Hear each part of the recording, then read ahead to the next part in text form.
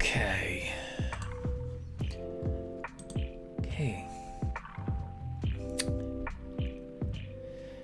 there, folks. We're back to our regularly scheduled program for this week, because last week we brought you...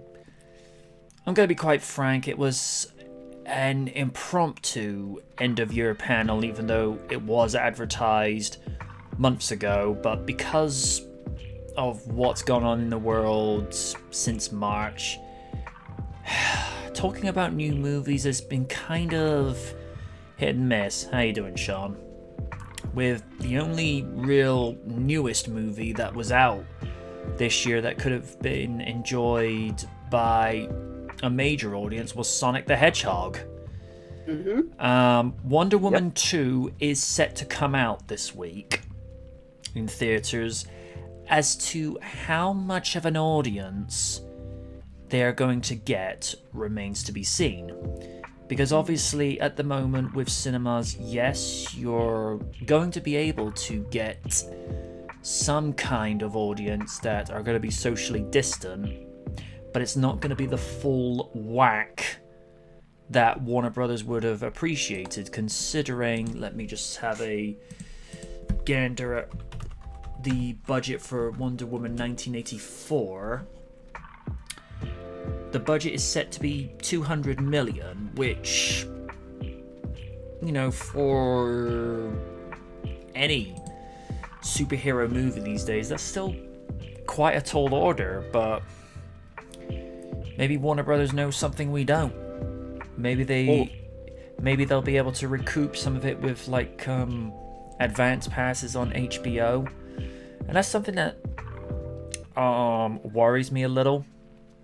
Are we going to see over the next few years a very slow transition where we see something similar to what happened with Mulan on Disney Plus, where you have to pay like an extra $25 just to, you know, essentially what it is, you're paying for a movie on pay-per-view, even though you've already, you know, signed up to a streaming service to watch said movie. It may as well be a pay-per-view.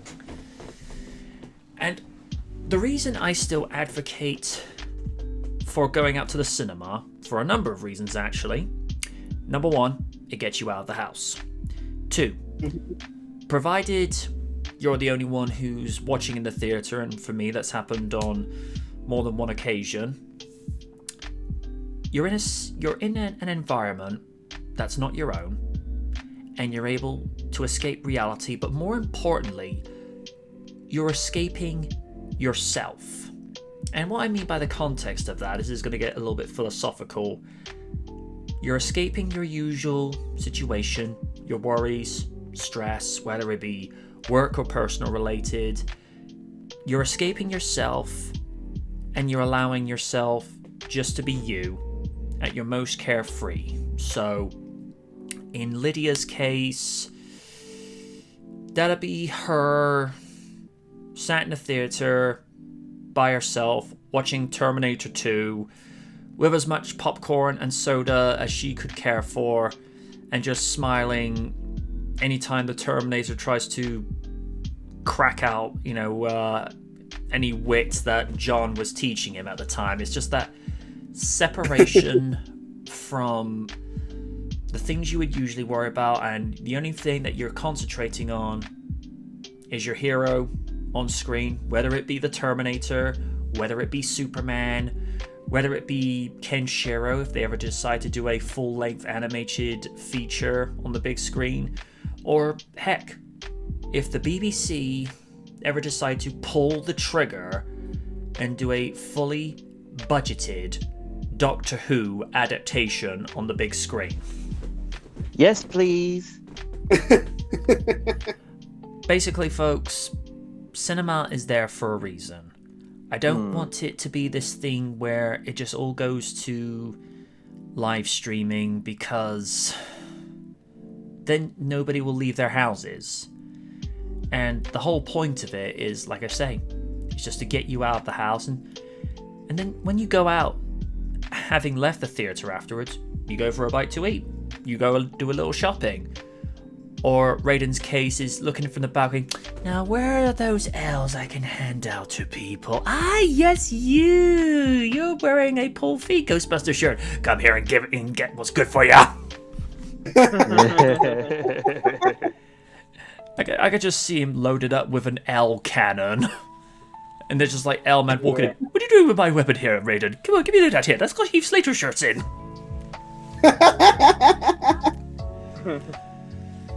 But Dan's just saying, "Hi MJ, if you haven't seen it, I'd like to recommend a Christmas classic for you and your brother to watch, A Christmas Story. Maybe at some other stage, Dan.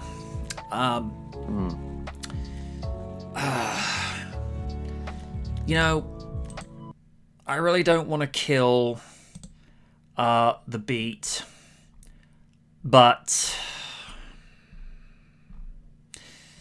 I feel like this is something that needs to be addressed now, just so that, you know, whatever sad news, even though it is important, it's something that needs to be addressed now, because some people would expect us to talk about it. Ladies and gentlemen, it is my sad duty to report to you that Friday star Tommy Tiny Zeus Lister has died, age 62. Aww. This news comes to us from NME.com. The actor was displaying COVID-19 symptoms in recent days. Tommy Tiny Lister, star of Friday and The Dark Knight. For those that may not be aware, he was the one that got the security guard on the ferry that had the prisoners on to give him the trigger, and I do what you should have done 10 seconds ago or 10 minutes ago. He was found dead at his home, age 62. The news was confirmed by Lister's manager, Cindy Cowan, who said the actor was found unresponsive at his residence in Marina del Rey, California. Cohen said that Lister had been displaying COVID-19 symptoms in recent days, leading him to cancel shooting for a new film. His cause of death has not yet been revealed. He was a gentle giant, Cohen said of Lister in a statement. He had a smile as broad as you can imagine. He's going to be missed by so many. We're all devastated. Since news of the actor's death, tributes have been pouring in from across the entertainment world. Ice Cube, Lister's Friday co-star, tweeted, "R.I.P. Tiny Debo Lister. America's favorite bully was a born entertainer who would pop into a character at the drop of a hat, terrifying people on and off camera." Followed by a big smile and laugh. "Thank you for being a good dude at heart. I miss you already." Other tributes to Lister came from Call Me By Your Name actor Arnie Hammer, who wrote, "Tiny Lister just died. Hashtag even Debo couldn't scare away 2020. F that. I'm watching Friday tonight in his honor. Rest in power, big man." Victoria Monet added, "Gotta watch the Fridays tonight. R.I.P. Debo."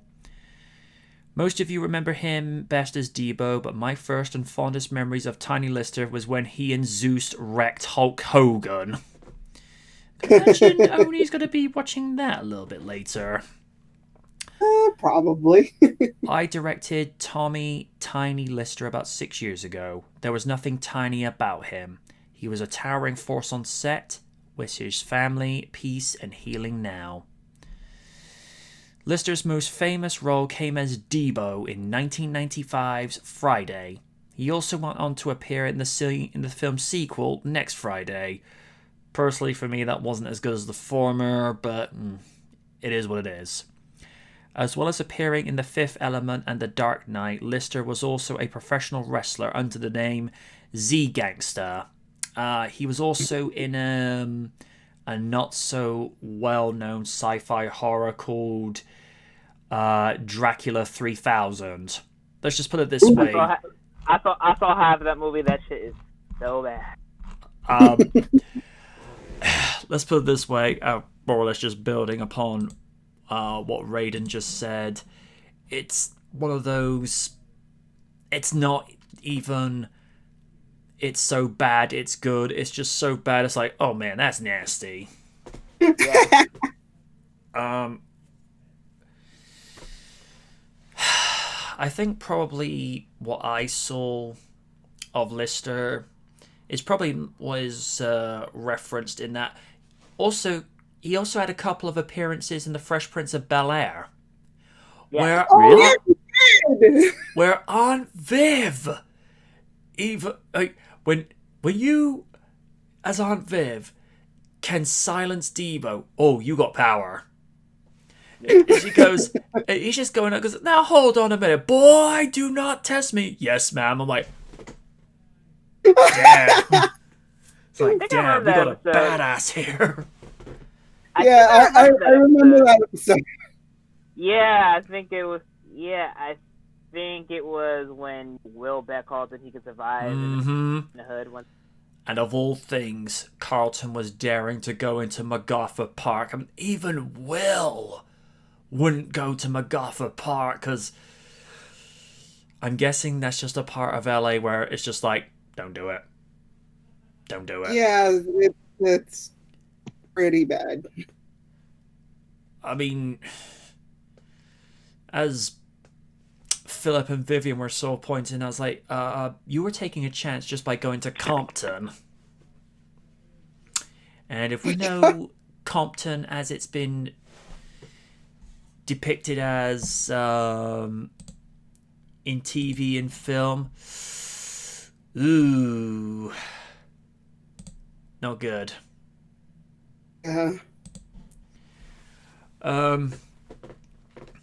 All I can say, based on what I've seen with the actor, is just by watching him on screen, you felt this intimidating presence. Like, anytime you'd hear like the squeaking of, you know, the bicycle he commandeered from Ray, with that accompanying ominous score, you just thought, oh shit, Debo. Hide your shit. And also, funnily enough, that movie was also the first ever appearance of Michael Clark Duncan. Really? Oh shit! I didn't know that. Because if you notice in the flashback scene where Ray is trying to get his bike back from Debo, you see him, Smokey, that kid who kept knocking over Craig's trash cans, and Michael Clark Duncan just had this non-speaking role in the background because he wasn't even credited for that movie, but that was his first appearance. Holy crap! I did not know that. Yeah.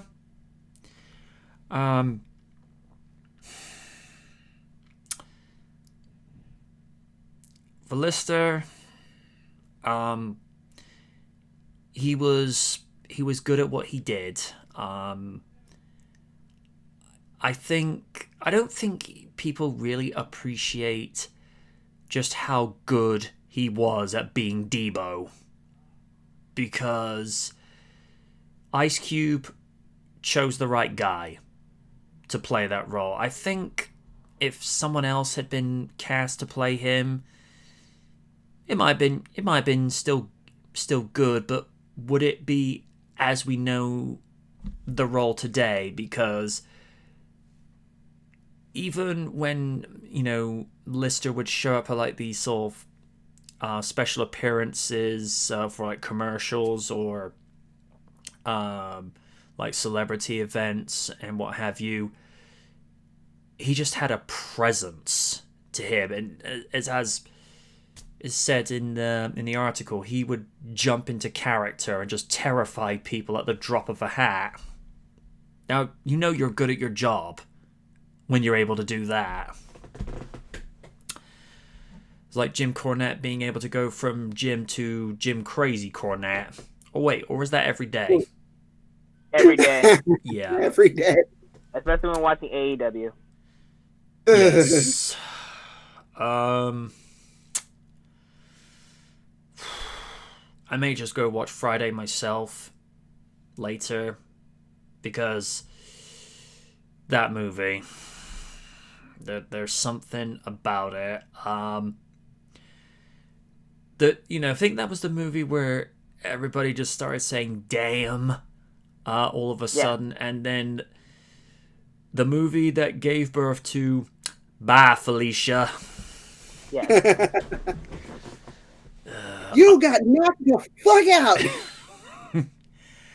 Oddly enough, in Straight Outta Compton, Ice Cube's kid actually used his father's line, because Felicia was like this one girl that a couple of these guys were knocking on the hotel room to see if she was there, and of course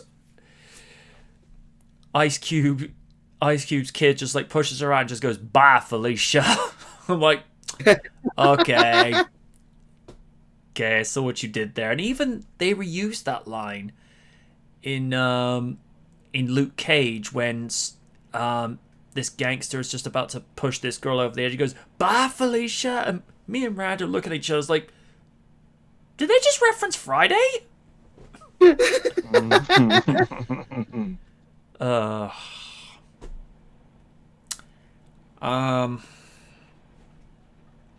Tommy, Tiny Zeus, Lister, you were amazing at what you did, and I do like the fact that because one of the things he was trying to say in the last message before he passed away, it's a little hard to watch simply because you can tell he's not well. In that video, he was telling kids to stay on the right path, because in real life he's nothing like Debo. Not even close. But just an absolute gentle giant. I like the fact, like I say, I like the fact that he was looking to do more movies. It would have been great if he was able to come back for The Last Friday, if Ice Cube is still determined to make that. Personally, I mean, they proved that Friday can go on without Lister. But let's be fair. There are 3 key components that made the first Friday work. Ice Cube, Chris Tucker, and Lister. Or if you want to be more specific, Craig, Smokey, and Debo!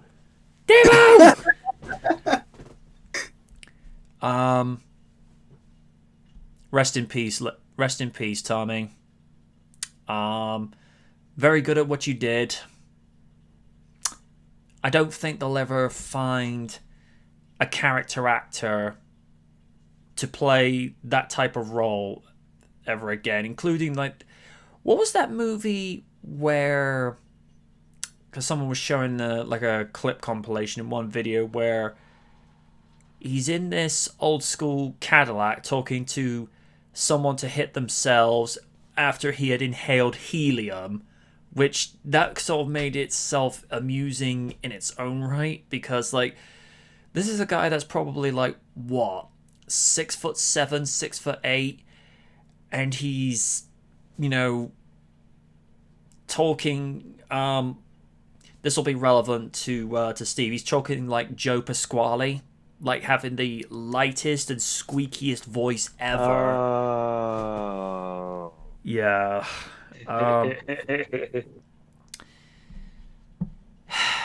Yeah, I know I'm rambling on. Tommy, rest in peace. That's all I can say with regards to that. We know that he was an occasional wrestler in WWE, and he was a wrestler in WCW as well, but I think he didn't really go that much further after that. It's a shame, though, because he had the build for it. He could have been something, but he found his mark as Debo. Raiden,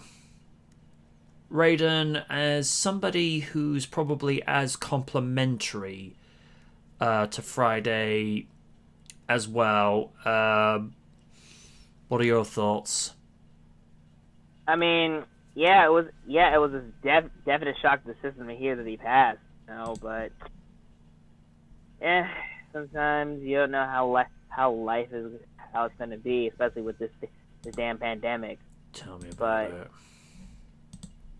I mean, like you said, the guy was a gentle giant, and I'm always gonna go back to Friday see how he's Debo. He was easily one of the best.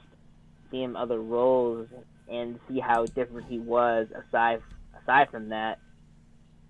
I mean, the thing is, even when he was doing different roles, he was still that type of character. Even soft spoken. So that's something I respect for him as an actor. And the sad part of all of it is you lost a lot of key talents, from Bernie Mac to Yvette Wilson to John Witherspoon last year, and now then Johnny Lister.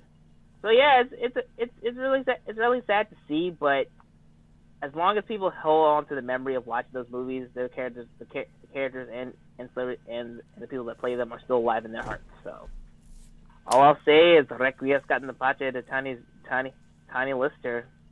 You scared everyone out of their boots and into their hearts. Rest in peace, homie.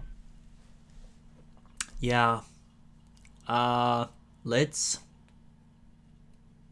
I don't know what to say. It's again, it's a tough loss, especially with this disease being aggressive as it is. Fuck you, COVID. Fuck you. I'm just glad that we get it. We can hopefully get a vaccine pretty soon. But yeah, it's a tough loss. And again, I admired him as an actor. I mean, didn't watch all of his roles, but the ones that again stuck with me are, of course, him playing Debo and Zeus. To the point where even Brian Zane kind of like had a compilation of clips where he was doing his reviews, and Tiny Lister would come up on there, and he's all like, the Debo music plays. It's like, hide your stuff.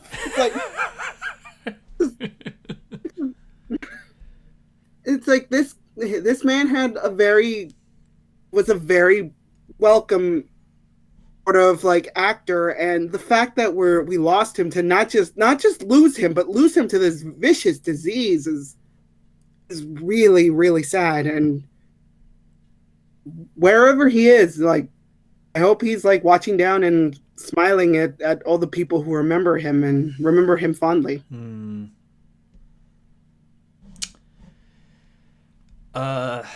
Stephen, do you have any fond recollections of Lister in Friday or any other movies he was in? I think the only performance I remember him was from The Dark Knight. Other than that, sadly, I haven't seen much of his work, but maybe this gives me a reason to try and check out some of the other pieces he's been in. He's very, very underrated as an actor. And as bad as Dracula 3000 was, and trust me, folks, it's one of those, if it's in the bargain bin for 5 cents, don't pick it up. Please don't pick it up. Your 5 cents will be better spent elsewhere. He, at the very least, he was good to watch. What little else I did see of that movie, I'm like, I wasted half an hour on this. Because the special effects and even the visual effects are just awful. And I think the plot itself is just one of those, okay, how can I say this in the most objective way possible? When the combination of the TNA writing staff, Vince Russo, Jim Cornette, and A-Log combined can write a better script, you know you've done goofed. Mm-hmm. Heck, only when he's drunk could write something better. It's true. Yeah. All right. We're going to move on to something a little bit more, positive. There is a topic with regards to Die Hard, but I feel like someone stole my Halo. What Halo? Oh dear. The topic simply is The Rock agrees with Arn Anderson about why a match with Roman Reigns shouldn't be at WrestleMania. And there's more to it. Roman Reigns versus Dwayne The Rock Johnson is at the top of many lists when it comes to WrestleMania 37 dream matches. Really, I'd like to see The Rock versus Austin one more time, but that's just me. But despite the speculation surrounding the match and the recent comments made by both men, the latest reports of WrestleMania's cards say the match won't be happening. Hall of Famer Arn Anderson was asked about the possible match during his Arn podcast this week, and the AEW manager argued that it would make no sense to have the match while the COVID-19 pandemic prevents WWE from running a sold-out stadium. I actually agree with that. I'm sure he's a kind enough individual, said of Johnson being willing to put Reigns over. I'm sure he's a team player. He's also the biggest movie star in the world. If you think he's going to go battle Roman in front of no people, you're out of your mind. People's Champion is not just a moniker. That's what he does. There's more to that. Has anyone ever seen one of his videos where he rewards a US war veteran who had suffered brain damage during her time in service and actually awarded her a 2018 Ford Mustang? If you haven't seen Can't it, say that I have. if you haven't seen it, go look at it, because it's as this article saying, People's Champ is not a moniker, he is the People's Champion. He has a maestro stick and he moves the audience whichever way he wants back and forth, just like all the great ones did. I hate to say it, but I have to tell you, WrestleMania without people is a tough sell because it's still all the same talent and all the same matches, and without those 100,000 people to determine how you feel about what you are watching, it's a different animal. Well, it's actually one of the very few times Roman won't get booed out of the arena. But that's none of my business. Johnson gave fans hope that the match would happen while speaking with Hiram Garcia, his former brother-in-law, back in September. He just simply says in a quote, "Double A, smart insight here. Always enjoyed working with him, and thank you for blessing my spine buster brother even." A lot of people always say, well, if you ever go back to WrestleMania, who would be the opponent you would face? Feels like the one would make sense, right, would be Roman, Johnson said. I know that conversation goes, I'm not going down that road, he then said before imitating how that feud would be booked. Listen, here's what we're thinking. Roman beats you now at this WrestleMania, but then before you guys say anything, then on the next one, that's when you win. But you know what the truth is? I would be honored not only to share the ring with Roman and to go back to the WWE, he added, but of course, I would be honored to have him raise his hand in that one. Alright. This is where I'm gonna kind of talk brass taxes. I agree that it may be an interesting match to look at,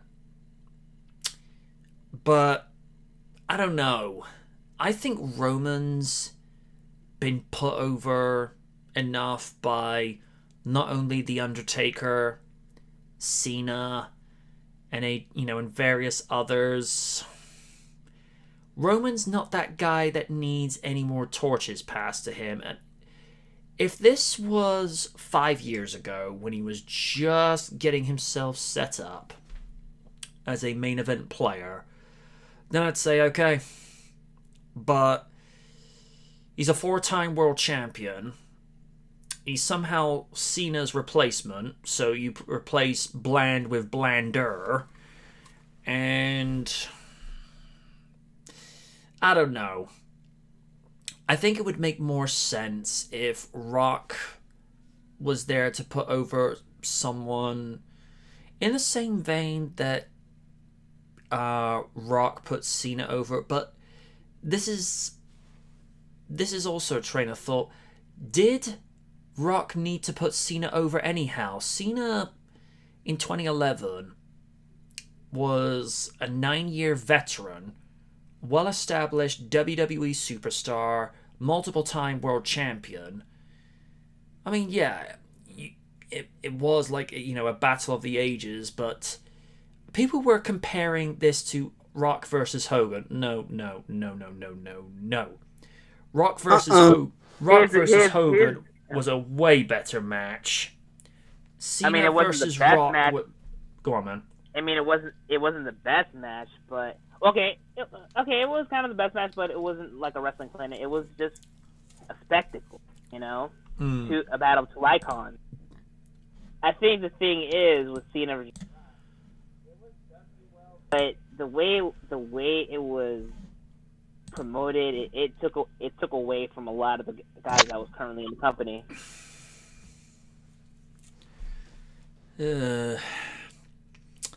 Yeah, it's like I say, I would never go so far to say that Rock and Cena was better than Rock and Hogan. No.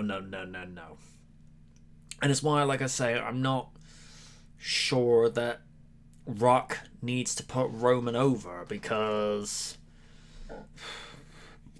Alright.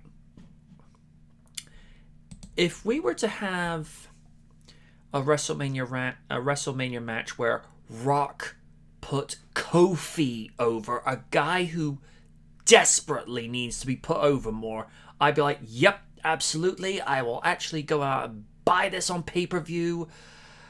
I'll actually fly Oni out and he can have ringside seats with Jim Cornette. That'd be just fun for the drama on its own.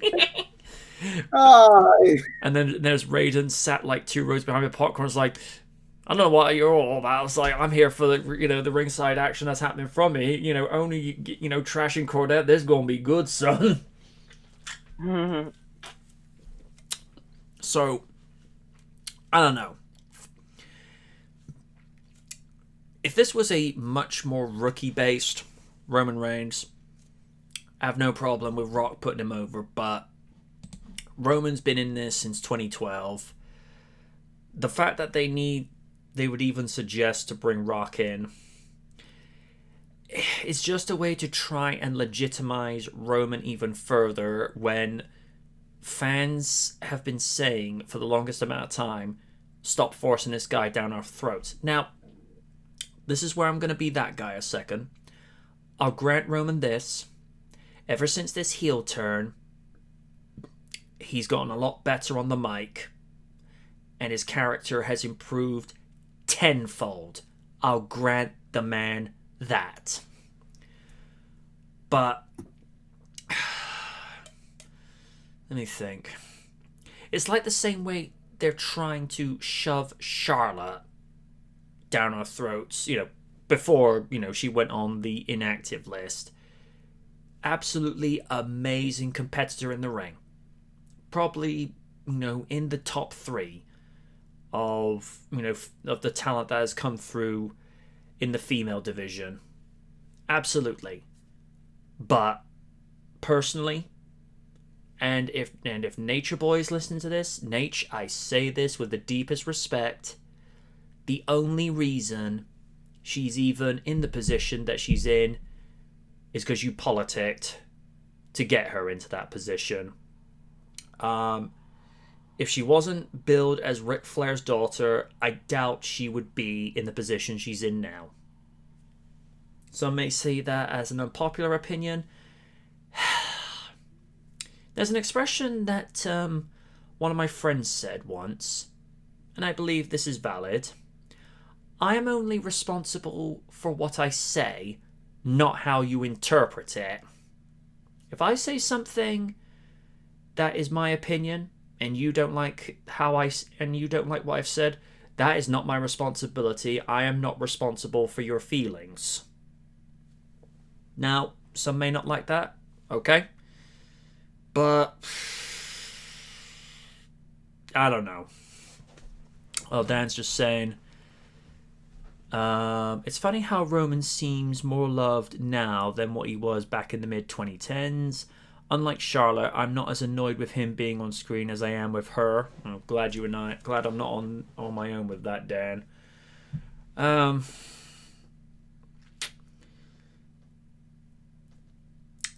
Long-winded, getting off the tangent.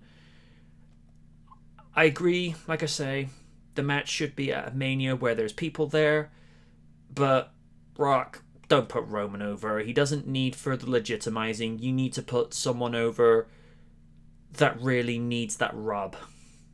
And Roman's not it, because he doesn't need it. Lids, I know what you have to say about Roman the character, not so much the person, because what Joe went through, we don't give him any grief for that. But Roman the character, I know you've got something to say about that. Question: does Roman need the push now? Nope. I'm asking that, like, to be frank. Nope. He doesn't need it. Not only the fact that he's being a perfect heel, he's got Paul Heyman, he's got basically a freaking stable with his cousin Jay. If we want to build a storyline wise, how about we, instead of having The Rock fight Roman, how about we have Jimmy go against Rank and have The Rock be at his corner? Yeah. How about that instead? No. I guess we're doing something that they should have done several years ago. Yeah. The crazy old codger can't understand that certain things don't work because thematically they don't work story-wise. But again, I could write a better story, like half drunk with one eye closed and with several bouts of cold medicine in me. I could write a better story than Vince McMahon and Bruce Pritchard combined. I'm sorry. Actually, no, I'm not sorry, because I could write a better story than this, because it would actually follow themes. It would actually follow a story structure. But no. You have to let the old man say, no, this isn't right, and just tear up the whole script, write a whole script hours before they go on air. Wait, this seems oddly familiar. This doesn't sound like WCW. Exactly. It's like basically WCW in the 2000s, when it was about to go out of business. Oof. Yeah, Yeah, WCW were bad, Steve. Yeah. Just the point is, let things go the way they are. The Rock doesn't need to give Roman the push. He's pushing himself on his own. He doesn't need it. Want to push somebody else? Fine. Just don't give Roman the push when he's getting the push. And as it regards to Charlotte, I'm glad she's not here, because you know for a fact she would probably shoehorn herself in the Sasha Bailey storyline, or that storyline between her with Sasha and Carmella, which, again, Carmella's the #1 contender? How? Okay. Wow. I'm just at a loss for words. I don't know what to do with that. Just, my brain hurts. Someone go take it. My brain hurts. And recover my brain cells. Raiden? I'm on two minds with this. Yeah, it would be cool to have The Rock versus Reigns, but with this pandemic running roughshod, I would say hold on to it, or I don't know, get rid of it altogether until this thing ends, and probably just ends up as SummerSlam without the title involved. Because from what I've seen, you know, especially after SmackDown, you see Paul Heyman putting over Big E, and that, I think that could be a better match.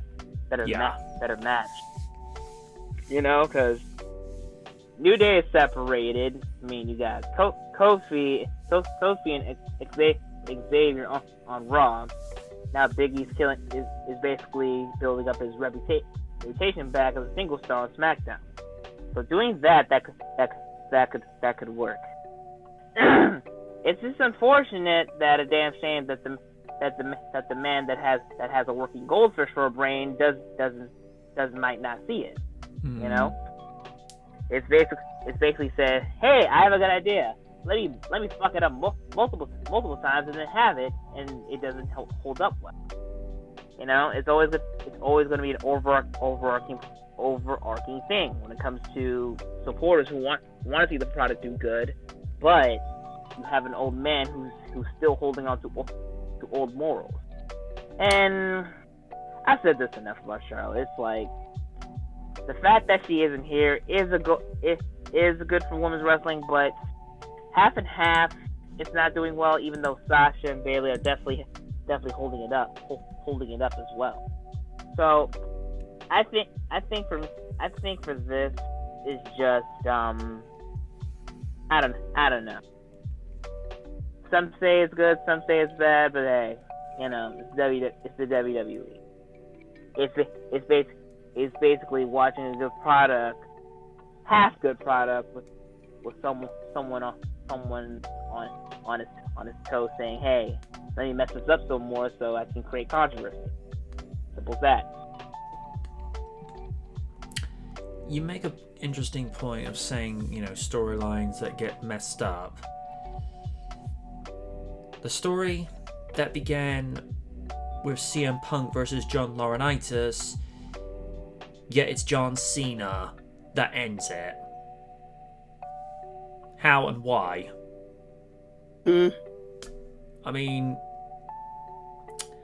it would have made more poetic sense if it was CM Punk versus the Big Show in a cage, and if Punk wins, Johnny's out of a job. But no, it has to be John Superman Cena to be the one to do it, and then Vince, you know, goes and fires Johnny Ace afterwards. And then of course the prelude to that was him signing Big Show to his ironclad contract.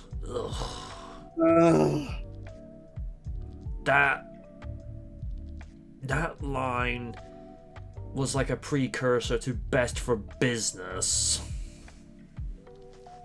Because like in the first promo, after Big Show turned on Cena, apparently in an 18-minute promo, he managed to say it something like 20 times. I'm just like, we get it, Show, you don't feel appreciated. We don't need to turn this into a drinking game, which, by the way, for a time on RDR, Ironclad Contract did actually turn into a drinking game. Oh no. I mean, if we were counting Big Show heel turn, like, drink how many times the Big Show's had a heel turn, you would die from alcohol poisoning. That's Only how was bad drunk by one of the recordings. Oh dear. And that's another thing that really bugged people, and this was something that Stone Cold brought up in his first ever Stone Cold podcast with Vince McMahon. Why do we need the first 18 minutes dedicated to promos when we could have had at least one match and the start of another match? And Vince says, well, you need to have the audience to be invested and care about the wrestlers themselves, just to get their point across. Like the fact that, you know, you could have your favorite win, and just go from there. I mean, if it's, say, a 5-minute promo where it's short and straight to the point, not a problem. Raiden comes out, tonight I will bury all those who go before me, and then they will be served the L's by the Cyber-Raiden. And then goes out and punks a couple of people, and then just happens to see Paul Feig in the audience and just goes, "You're next!" and then walks to the back. That's it. Done. But no, you have to have a... Of course. With the Big Show may have an 18-minute promo, but apparently one time Triple H had a 30-minute promo in the ring. I'm like, oh. Here's the thing. If you're doing a thing where you've come back from injury and you spend 10 minutes talking about before, during, and then, recovery afterwards, fine. But when it gets to a point where your promos are taking up valuable match time, I mean, crying out loud, Austin, during some of his best face runs, he didn't spend like half the shows just cutting promos. All right, when he retired, it's a bit difficult for him not to cut, just cut promos, because if he had gone for a couple more matches at that time, there's a strong possibility he might have ended up in a wheelchair. And Rock's a nut, although as much as I love The Rock, particularly in recent years, from 2011 to now, he does take a heck of a long time with his promos. Like when it was the one in 2011, Raw got rocked. I think he spent about 20 minutes in the ring before Miz, Truth, and Cena came out, before they were all having a giant slanging match with each other. And then, I never thought I'd see this happen. Cena's lady parts trending worldwide. Yeah. And that was when people hated Twitter for a while, because every so often on Raw you would hear trending worldwide, and you'd think, oh god. And there was one time it was leading up to Rock versus Cena 1, and Rock was trying to get Kung Pao Bitch trending worldwide, and instead Kung Pao Chicken was trending worldwide. Certain things you can't do during a PG product, and I was surprised that he was able to get away with most of his Rockisms when he came back in 2011. Although, I think most of us were sort of agreeing with what he was saying, because, let's understand this. The WWE has gone from the powerful Austin 316 to the dominant and iconic "Can you smell what the Rock is cooking?" and all the way to "You can see me." And if anyone's ever seen the epic journey of Dwayne "The Rock" Johnson, he goes and says, "Can you? Oh, believe me, we all can see you. A blind stuffed Stevie Wonder stuffed in his basement can see you." And I'm like, whoa, dude, don't bring Stevie into this. Don't do that, man. But, most of us were annoyed with, what they were doing with the product, and Rock was saying what we were all thinking. And, yeah. The long-winded promos, they gotta stop.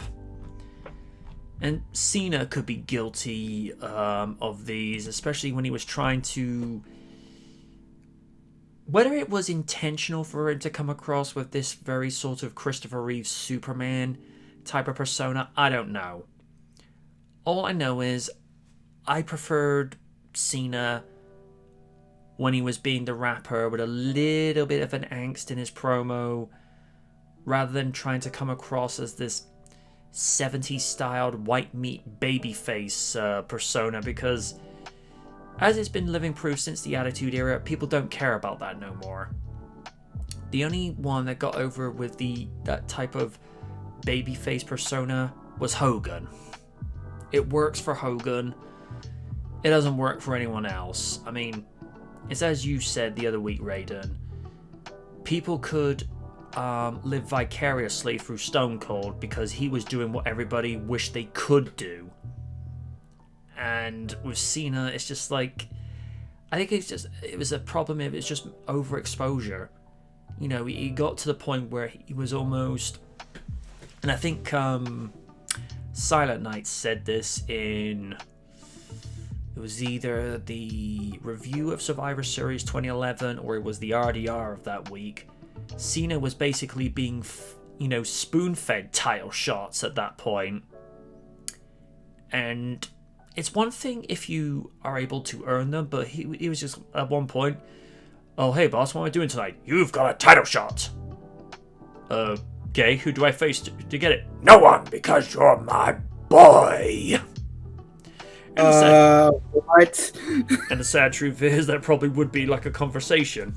"Oh, hey Vince, I think Punk should get a title shot." "I think you should get it." Don't you think Punk should get it?"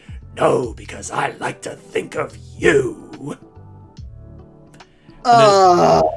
Yeah. Everything hurts. Well, keep in mind, Vince McMahon has a thing for big guys. Big Vince McMahon likes big sweaty man. I need an adult. No one's an adult here. No. Not even me. No, especially you.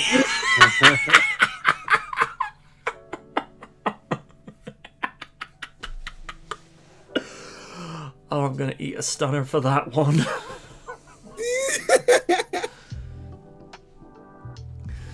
Oh god. Alright, I think we'll move on finally. I think we've, shredded that one to death. Gesundheit.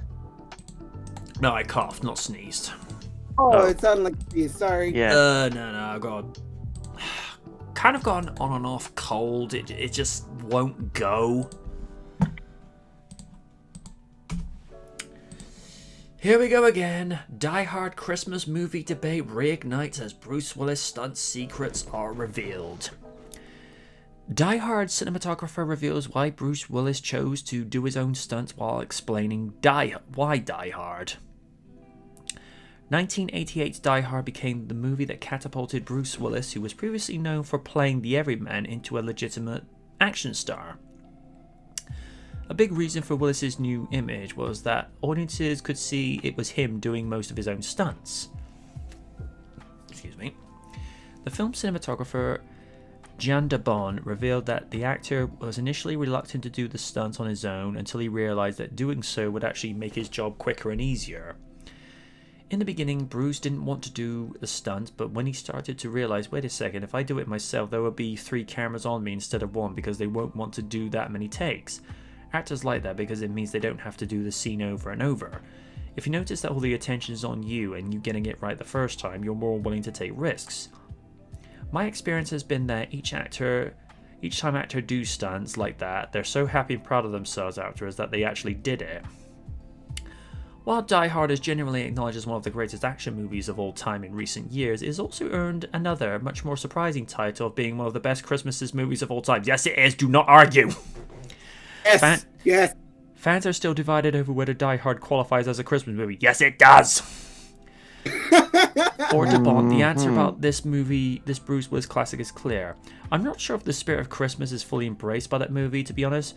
To really call that a Christmas movie, it's a little far-fetched. De Bon, we are going to have words. No, just kidding. But seriously, it's a Christmas movie. Shut up. Whether or not you consider Die Hard a Christmas classic, yes, it is. One fact that cannot be denied is that the film's impact on the action movie genre. At that time, action films were filled to bursting with uber macho men. Ooh, yeah, dig it. Wait, Macho Man in the Die Hard movie? That would have been interesting. That would have been interesting. Turning opponents to mush with the merest flex of bulging bicep in exotic locations. Die Hard took a much more gritty, visceral approach to the action series, which Dan de Bon credits for the film's long shelf life. At that time, action had become so generic, and there was nothing fresh about it anymore. By doing everything on location and using that building as a real set and real character, it added to the tension and increased the reality in a huge way. It's true. A lot of the action is shot handheld and the camera goes along with the actors. That wasn't just to show off our style, it was about making the camera a participating element in the movie. I think that's why audiences like the movie so much, they always feel like they're part of the action. The rest of the movies in the Die Hard franchise were never able to reach the heights set by the first one. Yeah, I'm gonna have to agree with that. Mhm. But Die Hard's influence continues to be felt to this day, giving rise to a new generation of everyman heroes and gritty action. From Matt Damon's take on Jason Bourne to Liam Neeson's second win as an action star in the Taken franchise. Well, I will say, I was not aware that Willis did his own stunts, and Sean Retro agrees with me, Die Hard is a Christmas movie. Because to discount Die Hard as a Christmas movie, then, okay, you have to discount Batman Returns as a Christmas movie and Iron Man 3 as a Christmas movie.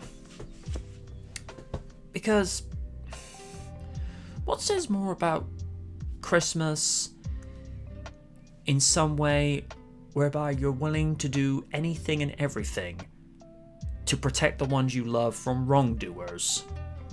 And John McClane went the full 9 yards just to go and save his wife, even though she was using her maiden name and not her married name. But she explained the reasons why that in the movie. And has to be said, I love John McClane's working stiff attitude. It's like, why is this always happening to me?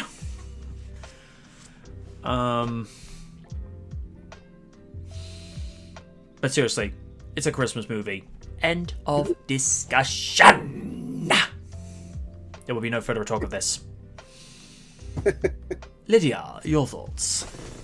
I mean, I'm impressed that Bruce Willis did his own stunts when he was doing Die Hard. I mean, he was still technically a young man at that point, even though he was a bit older. He wasn't that old, but still. The fact that he did his own stunts was impressive, and yeah, that's all I gotta say about that. Like, I applaud him for that, despite his recent behavior as of late being a complete prima donna. Let's be honest, he's kind of a prima donna. If you've read any stories about Bruce Willis nowadays, yeah. Yeah, Kevin Smith can attest to that. Yeah, but I am impressed with it, and let's settle the argument right here. Everybody agree? Die Hard's a Christmas movie, right here, right now. Yes. Yeah, agreed. That's like, all right, argument over. Let's everybody move on. And also, arguably the best line, best exchange in the movie. Sir, this is for restricted services only. No fucking shit, lady. Do I sound like I'm ordering a pizza? Of course, everybody's favorite line, yippee-ki-yay, mother. I'm not going to finish that line. Let's keep it friendly for the kids. Yes. Raiden. It is impressive that he did his own stunts, even though I did hear, I think it was like during an elevator shaft, he got hurt badly, but he powered through it. So yeah, my respect. And yes, I agree. It's definitely a Christmas movie. It's set in Christmas Eve, so it's automatic Christmas item. So yeah, all I say, very impressive. And yeah, like Liz said, he can be a big ass prima donna. So it is what it is. So yeah. Sir Stephen. Didn't actually know he did his own stunts on Die Hard. Mm-hmm. And yes, it is a Christmas movie, despite what some of my co-workers say. And of course, Short Retro is chiming in. Gremlins is also a Christmas movie. Yes, it is. Oh, yes. Damn straight. Well, Dan's been posting a fair few amount of comments. Hey, since Hollywood are making sequels and remakes we didn't ask for, how long till we get Santa with Muscles 2? Ah, no.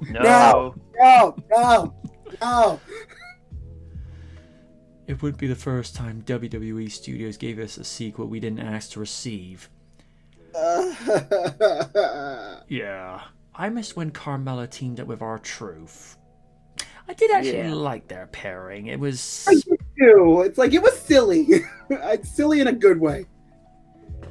Bad news, I heard Lana say that WWE is going to do a new lesbian relationship storyline. Yeah. Yippee.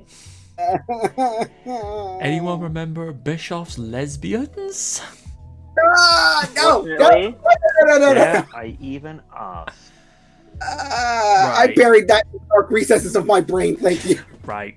uh, At the time, Bischoff had this thing for putting Hall of Famers and various other people in harm's way, courtesy of 3-minute warning, which was Rosie and Jamal, who were cousins of Rikishi, The Rock, and various other members of the Samoan dynasty.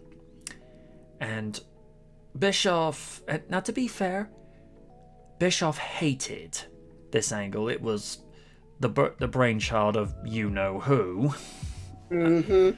Vince wanted to bring a thing in called HLA, Hot Lesbian Action, where he would have women perform acts in the ring. And to be fair to these poor women that came in, they did not deserve to get frog splashed by 200-300 pounders from the top turnbuckle. I mean, it was one thing. Now, I say this with regards to what we knew of Fabulous Moolah at the time. At the time, with what happened to her and Mae Young, they didn't deserve that. And despite how we feel about Jimmy Superfly today, he didn't deserve what he had happened to him in 2002. It's just the story was, trying to be set up to make Bischoff look as egomaniacal as possible, although for the context of this conversation, as everyone knows, given what he did in WCW, he didn't need any help with that. Raiden, I believe your line said it best. He has a punchable face. So, and I think they tried toying with a lesbian angle before between Dana Brooke and Mandy Rose. No, it was Dana Brooke and Lana, and it's just like, no. I mean, with the Iconics, it was kind of said without being said, because I think Oni said something to the effect of during one review panel, like they were into each other, but it was more like it was like a natural chemistry thing rather than a forced thing. But I think they do better with these storylines by not drawing attention to it. It'd be like,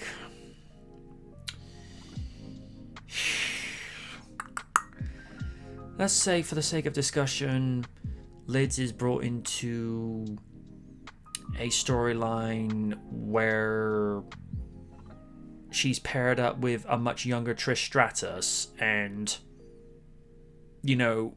there's one segment where they walk off hand in hand, but it's not one of those they draw attention to it, it's just there. That's how you get this put over best. Or I don't know, let's say we go back in time a second and Raiden has a guest part on the Fresh Prince of Bel-Air, and it says, oh, by the way, in this week's episode you're going to be Ashley's boyfriend. Okay. You don't draw attention to it, you just let it be its own thing.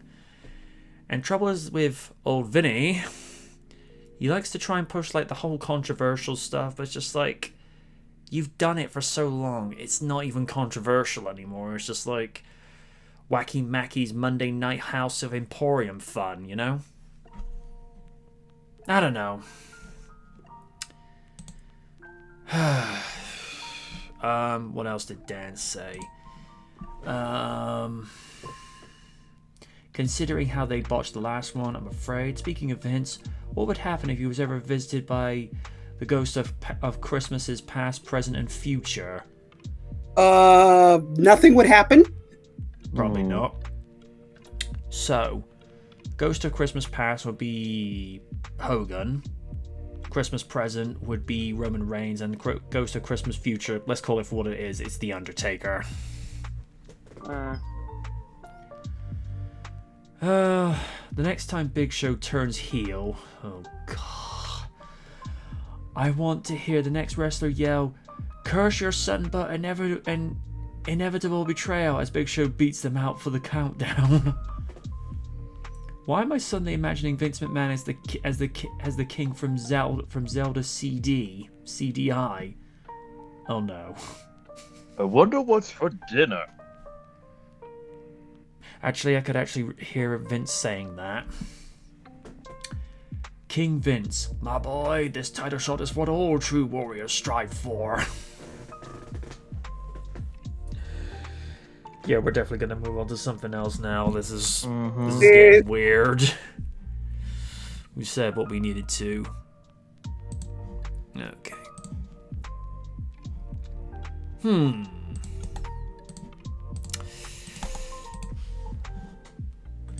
Okie dokie. Don't know how you're gonna react to this.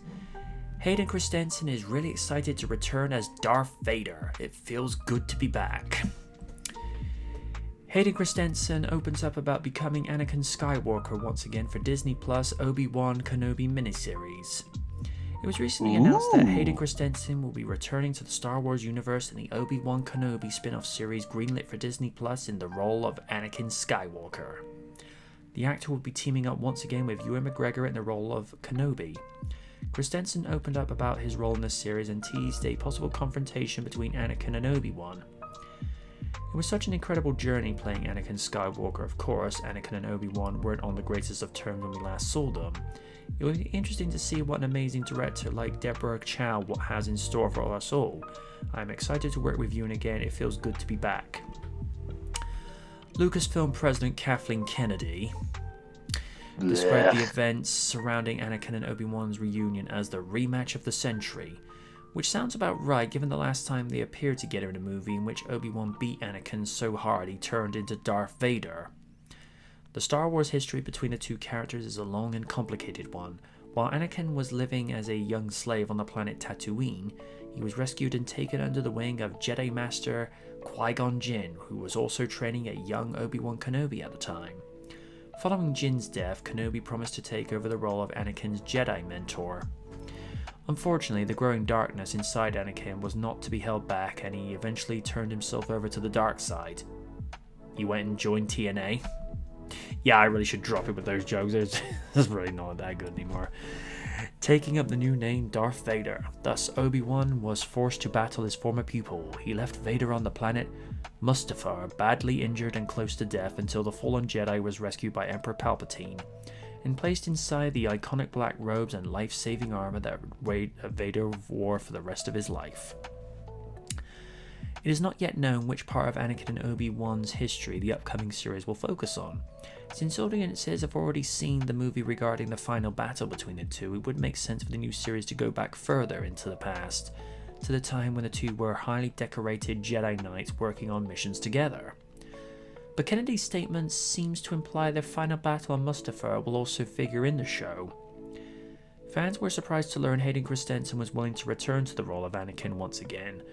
The actor has been relentlessly trolled over his role in the Star Wars franchise before online trolling was even a thing, and many fans accused his take on the Vader to be too much like an emo teen. Well, let's face it, that whole "no, come on," to be believable as one of the greatest villains in movie history. Still, Christensen still seems to have put all that behind him and is ready to take another stab at the character. Hopefully the results will be much better received this time around. Directed by Deborah Chow and then starring Ewan McGregor, the Obi-Wan Kenobi series is currently in development for Disney Plus. This news comes direct from StarWars.com.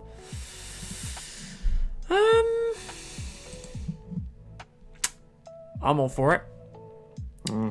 Say what we will about how emo and angsty he could be at the time as as Anakin, he did his job.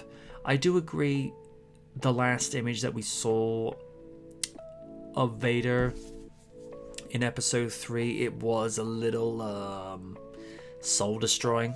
You know, this is meant to be like one of the coldest antagonists in, you know, in fiction, and he's reduced to being whipped, essentially. As Wynn once said, the proof in the pudding will be in the eating. Mm-hmm. And he's an accomplished actor, and so is Ewan McGregor. I think they can bring out the results.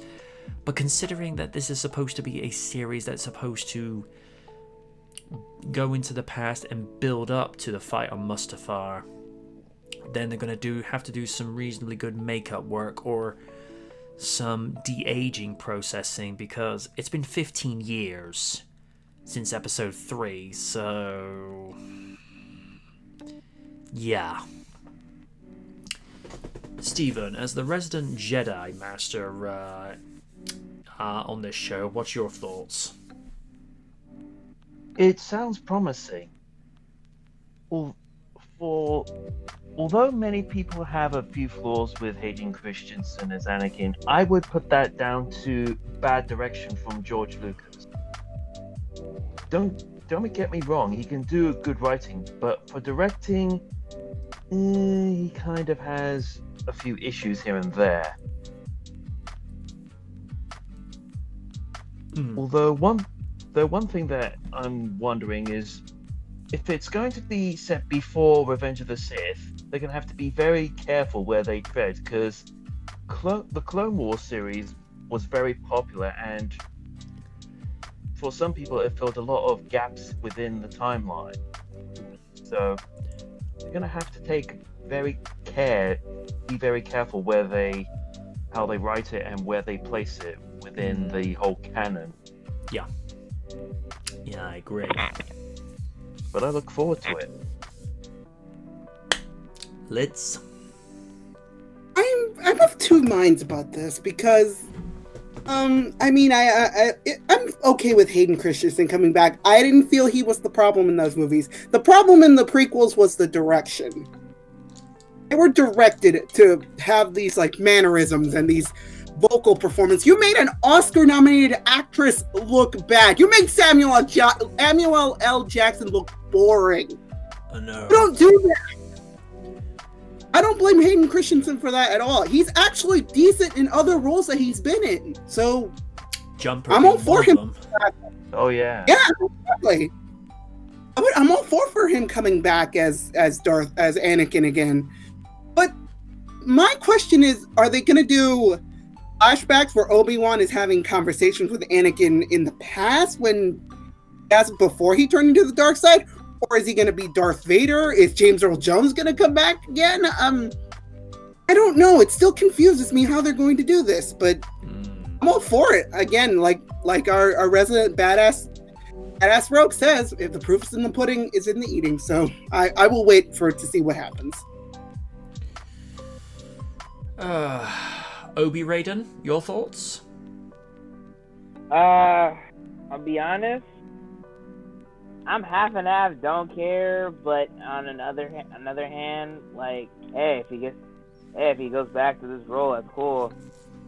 I don't know. I think the only thing Star Wars related I really like is The Mandalorian, you know. So it's like, I'm glad all these things have happened in Star Wars mythos, but just give me my Star Wars Bounty Hunter series and I'm good. But this news, that's good to hear. Hope he does well. And yeah, I definitely agree with Liz. Like, yeah, the only reason the characters themselves were kind of bland was because of the bad direction. Mm-hmm. And of course, speaking about the Mandalorian, I suppose most of you have heard most of the jokes that Jon Favreau has been admitted to hospital for trying to carry the entire Star Wars franchise on his shoulders. I mean, yeah, let's be fair. I mean, I'm kind of sort of behind on the show, but what I do with shows nowadays is like just wait for a couple more episodes to come out. So from what I've seen in highlights, it's looking so good. So I'm happy. Rosario Dawson as Ahsoka. Mwah, chef's kiss. That was perfect. Yes, She looks beautiful. Love it. Also, one highlight, I saw Sasha Banks in one she was. episode. Yeah, she was pretty cool, pretty good. Mm-hmm. Also, Katie Sackhoff killed it. Where's Katie Sackhoff? She was in Battlestar, the newer Battlestar Galactica remake as Starbuck. Yeah, she reprised the character that was in Star Wars, The Clone Wars, and Star Wars Rebels. Mm-hmm. Alrighty.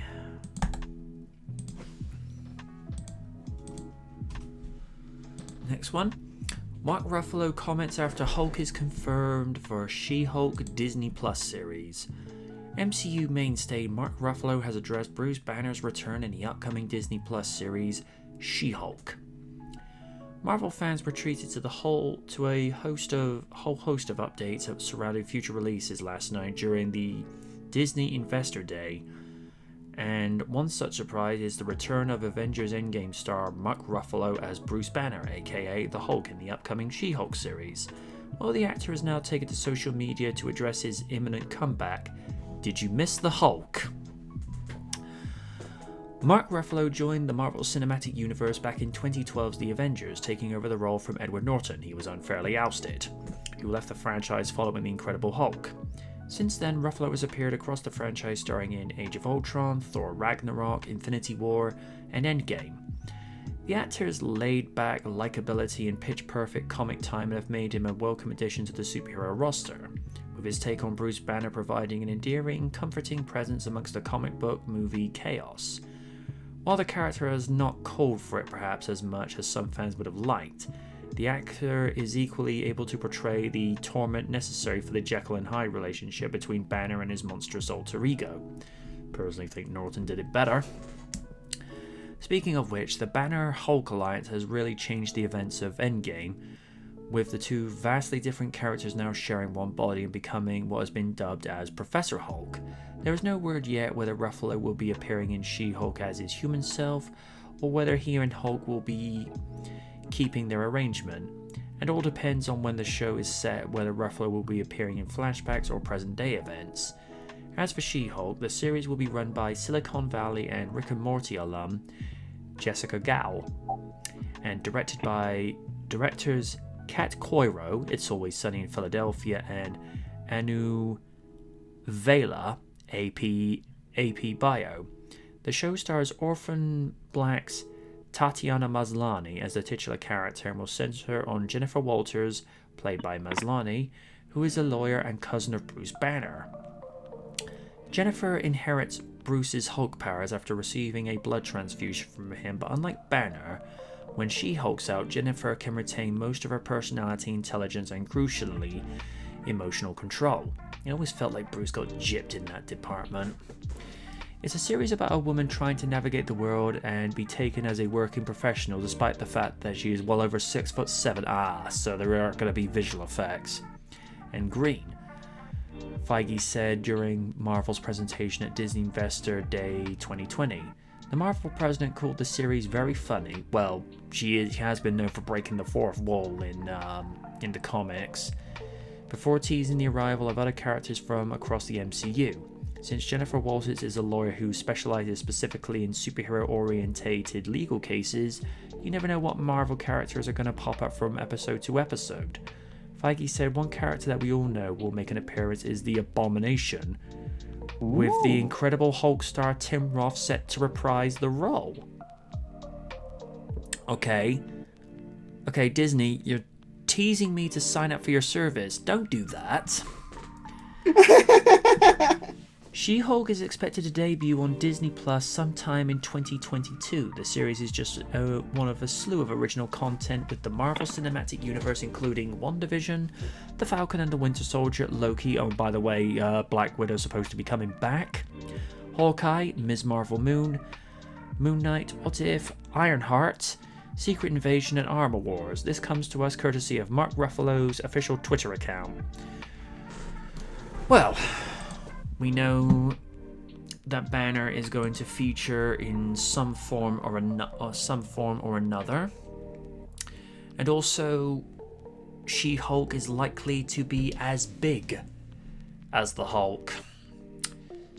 Does make me wonder how much visual effects are going to be employed. Now, that's not to say Disney can't afford it. I mean, they're Disney. But sometimes overusing it for the wrong reasons. no comment. It does make me wonder how much of it is going to be visual effects, and it's one thing when you use CG for movies because you're only going to be using, alright, let's say Disney are going to do a series of new Hulk movies. Because you're only going to be having certain CG, let's say every 2.5 years they make a new Hulk movie, they can put the time and effort into doing the CG for that, because there's going to be at least, a good year of post-production, because CG takes time to animate. But with a weekly TV series, I don't know. Because I'll grant TV this. TV CG has gotten a lot better. Probably more so than the days of what we saw with Knight Rider SG. Now, for the context of that, I'm not going to berate the show too much because it was a product of its time. Because let's also keep things in perspective. Knight Rider was one of the cheaper shows for Universal to make, and well, because if Universal had a little bit more faith in the show, it probably would have lasted longer, but that's neither here nor there. It also depends on Tatiana Maslany. I've never seen the girl act personally. I would have preferred if the actress from Brooklyn Nine-Nine had been brought in, because Lids, as you pointed out, that woman is just oozing sass. Oh, yeah, absolutely. But giving Tatiana some credit, she is actually a very talented actress. If you watch the show Orphan Black, you will understand that she can play a multitude of characters, and a lot of them have quite a bit of sass. Let me just look, because I think in the movies, Bruce is supposed to be in his late 30s or Tatiana Maslany's 35s, but looking at her picture, I would have said she was late 20s at the very least. I don't know. I will say though, she looks cute.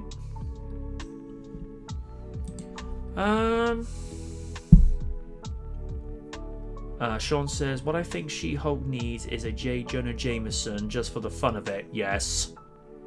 Yeah. Yes. This is all very good. Now go get me some pictures of Spider-Man, damn it. And then they're like, okay. Oh. Wouldn't it have just been amazing just for like a what if show? What if James Avery had been J. Jonah Jameson back in the day when he's pissed off? Oh my god, yes! Oh. Yes! Yes! That would have been I want awesome. it. Oh my god. Because when he could go in rage mode as Uncle Phil, Raiden. Oh god, he could turn it on and off. I loved it. Yeah. Raiden, I think it will be said best as like this. Damn. Yes. Especially the episode where Carlton and Will trick Jeffrey into thinking he won the lottery, and Jeffrey leaves the house, and Uncle Phil kind of threatens them to get Jeffrey back. Oh, It's like, Yeah. you will bring him back, or they'll never find your bodies. I'm a judge. I can make it happen. Or when he uttered this line one time enraged. Hang on.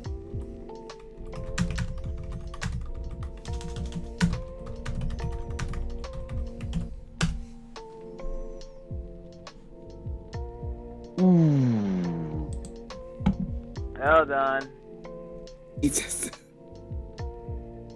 I can't say that aloud. No. But yeah, James Avery as JJ back in the day, if they just like did a what if parody episode, that would have been amazing.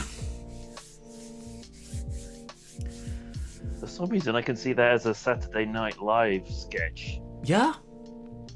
Or I don't know, would it have worked as Samuel L, or is it not? James Avery, I'd say, would work better. Well, if they wanted to do a what if animated equivalent, they could get Kevin Michael Richardson, because he did a damn near perfect impression of James Avery's The Shredder. Yeah. Oh, absolutely. Yeah. Speaking of that what if show, I'm actually really intrigued to see what they're going to do with that. I saw the Because trailer. not just the stories that they've already mentioned, I've already guessed like 2 of them that like they haven't promoted yet until they drop that trailer. Ooh. Not gonna lie, I'm kind of just I'm looking forward to that new Hawkeye show, because Oh yeah, that Haley looks Sta- pretty cool. yeah, Haley Steinfeld as Kate Bishop. I'm already She looks great in the costume. I'm already in love. Mm-hmm. Well, as we've said quite a few times before, she can not only act, but as me and Liz have already agreed on, how you doing? And far, far better protagonist than Shia LaBeouf could ever hope to be. Oh, Yes. damn God, straight. Yeah. Yep, I'm okay with Ruffalo being in the She-Hulk series. They're not really saying what the context is of how his involvement is going to be, but all be revealed in time. And again, it'll be interesting to see how good the visual effects are. The only thing that we're probably going to get robbed of, unless they do this as a flashback scene, is we're probably never going to see the on-screen relationship between Jennifer Walters and Tony Stark, because they were a couple at one time in the comics. I did hear about that. Yeah. There was even like a one panel page where the two of them are having a conversation sat up in bed. It's like, and she's basically going through, Tony, why is it if you go around with a bunch of ladies, you're a player, but if I do it, I'm a slut? And he's sort of like stuck for a comment, like, well, and to be fair, she raises a good point. Why is it one set of rules for one side, but completely different for the other, when it should be like, split down the middle? But seriously, I would have loved to have seen, either in live action or in animated form, we want to see because people do that weird thing when they try to do like amalgamation of people's names. So let's just say Stark Hulk. Just keep it simple. Well, you can't really combine unless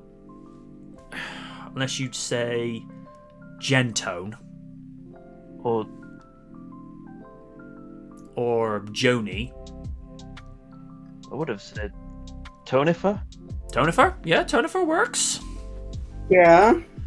I would have loved, because Tatiana, from what you're telling me, Lids, would have gone perfectly with RDJ. Yeah, absolutely. So yeah, I'm all for it.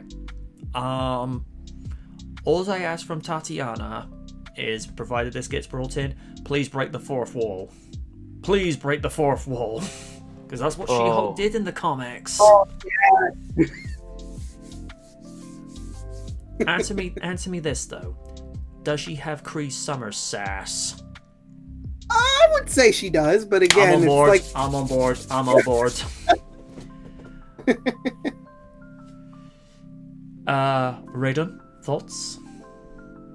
I hope it does well.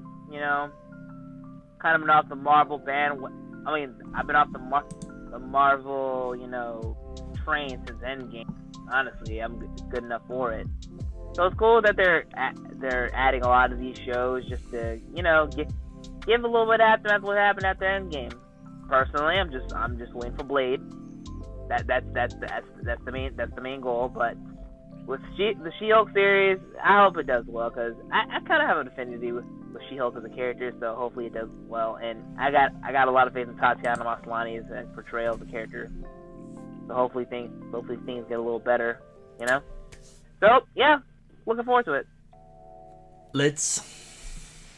I mean, yeah, I went with all the Marvel news coming out. The fact that we're finally getting some more traction on the She-Hulk series, and I'm from what I've been hearing about what's coming next and hearing that Mark Ruffalo is going to make an appearance again. I don't know how they're going to do it, but I'm looking forward to it, seeing what they do with that.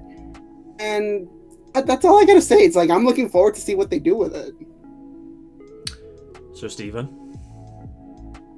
I'm glad to see that they're actually bringing in elements from the Incredible Hulk movie. The fact that they're bringing in Abomination. Although, when the show comes out, one thing I'd love to see, and if she does break the fourth wall, Deadpool. Yes. Because they've now acknowledged that they're bringing in Deadpool into the MCU. Yeah. And with the fact that She-Hulk break the fourth wall in the past, I just love those two to not just break the fourth wall, but could shatter it completely.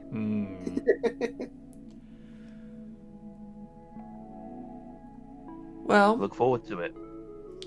Well, at least with this news, at least this finally puts this vicious rumor to rest of Beyonce Knowles ever being cast as She-Hulk, because that was a thing 4 years ago. No. Seriously? Yep. A few years back, I even commented on this on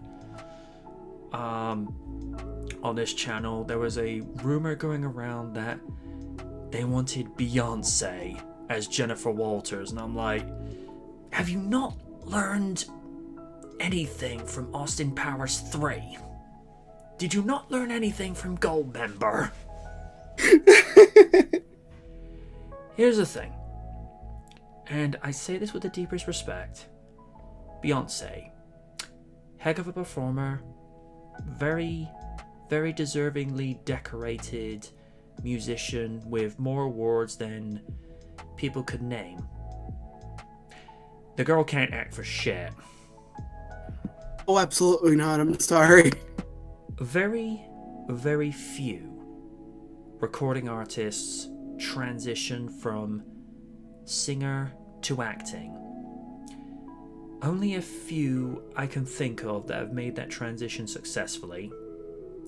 Will Smith and the late Whitney Houston. Oh, yeah. Because to be fair to Whitney, she wasn't known for having too many acting roles, but she chose the ones that she knew she could work with.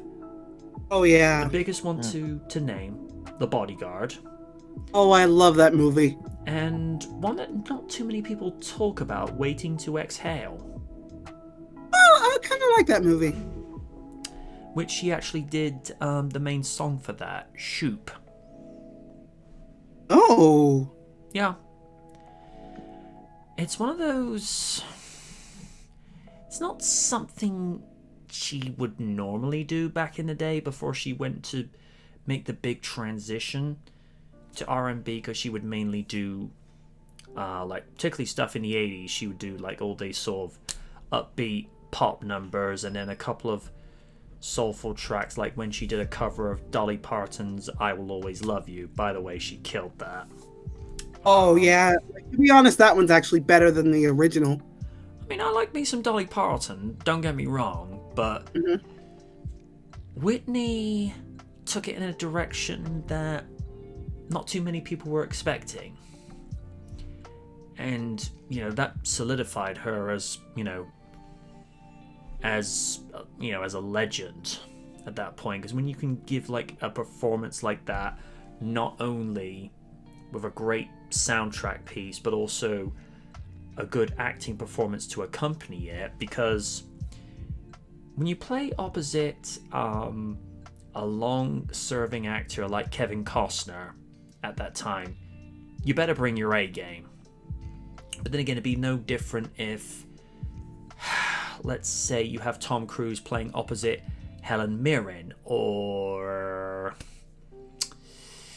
think of another one, or Julia Roberts. They've, lasted as long as they have done because they've improved their craft and they've rolled with the times. So, and Sean Retros just said, Deadpool, what fourth wall? So, yeah, I'm so glad Beyonce never got the call. It would have been intriguing from a visual perspective, at the very least, to see a 6'7" jade green looking Beyonce, but not even visual effects would improve her acting. And Beyonce, I say that with the deepest respect, but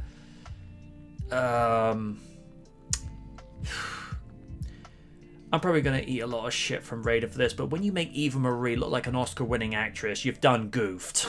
Oh! Yes. Oh, yes. I feel like Raiden's got something to say with the fact that this evening's like the first time he's ever heard of any instance of Beyonce being linked with the She-Hulk, so, dude, say what you want to. Look, I'm not the biggest Beyonce fan when it comes to music. Sometimes, acting-wise, she's okay. But I don't know, man. It's just stuff like this. You do things that don't make no damn sense. And her being She-Hulk, that doesn't fit the aesthetic of the character herself. So, like, what's the point? I don't know. It's just something that doesn't compute to me. Simple. And also, considering the story that Jennifer is supposed to be Bruce's cousin, if they had gone with the scenario of like, okay, we're going to cast Beyonce as Jennifer Walters, how would they explain her and Bruce? Unless they do what they did in Fan Four Stick and say that Susan Storm was adopted, because that was the only way they could get around with her being Johnny Storm's brother. But I will say, in defense of Michael B. Jordan, he was one of the few saving graces of that movie, because he actually cared. He actually wanted to bring something to it. Shame the rest of the movie didn't. Alright. Move on along from that. Let's see. This is something that's been making its rounds as well, but I feel like this is necessary, and also because, well, this particular character is celebrating his 30th next year, and this probably makes sense why Netflix and Sega are developing a 3D animated Sonic the Hedgehog series. This news comes to us from hyperbeast.com. Netflix has announced that it is working on a Sonic the Hedgehog series. Beyond its original video game, Sega's Sonic the Hedgehog franchise has been experiencing relatively successful runs as animations and movies. Movies, yes. Animations, Sonic Boom's kind of questionable. Yeah, some episodes are better than others. I'll say that much. Before setting the record for the biggest opening weekend for a video game movie, the title has seen adaptations in forms of animations, like the Japanese 2-episode series Sonic the Hedgehog, which debuted in '96, very underrated. Although voice work needs a lot of work. Now Netflix is taking the franchise to the small screen. Netflix announced the project in a now deleted tweet: rings check, sneakers check, speed, Sonic? While noting that it would be offering a 3D animated spin on the title. Details for the upcoming show remain scarce, but sources are suggesting that Netflix is planning on streaming the animated series in 2022, unfortunately missing Sonic's 30th anniversary by just 1 year.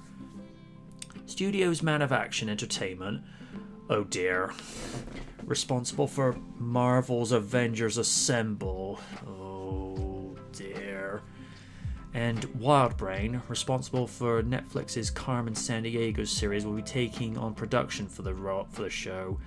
If you like the recent Sonic the Hedgehog movie, you might be happy to know that a sequel is now in development. We have commented on this quite a few times.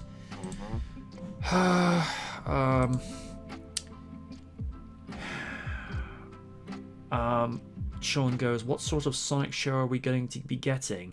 Adventures of, Satam, Sonic X? Here's what I'll say about Sonic X. It began with a lot of promise. The execution for the rest, however, it left a lot to be desired. Adventures of...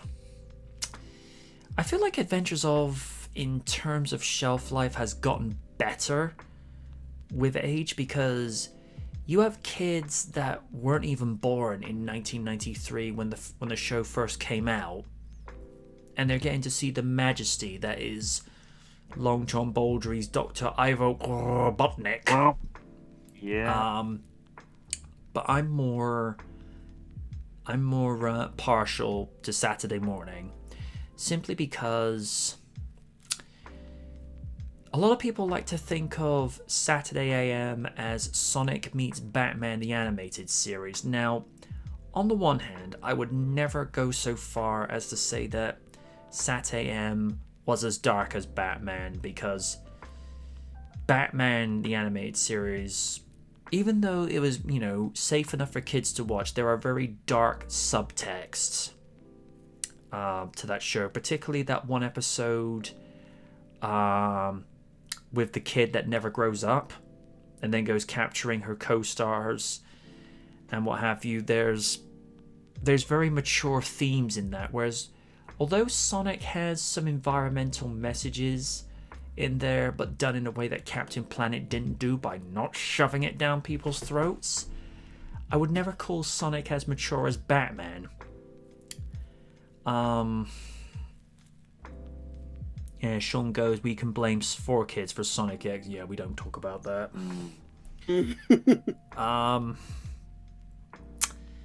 I don't know. I mean, they say it's going to be 3D animated. If what we've seen, from how 3D animated Sonic shows can be done, like with Sonic Boom, I mean, excuse me. Say what we will about the writing, but the animation was always first class with We Do Studios. Voice work, just as great as ever, but the writing could just be cringe on occasion, and not even the good type of cringe. When you have Robotnik being the most interesting and entertaining character, and Amy Rose... Now, this is where I'm going to be nice. I actually like the way Amy Rose was depicted in Sonic Boom, because they actually made her a character. I mean, they toned the stalker aspects, the fangirl stalker aspect way down. It's to the point where it's hinted at she has a slight obsession with Sonic, but it's more like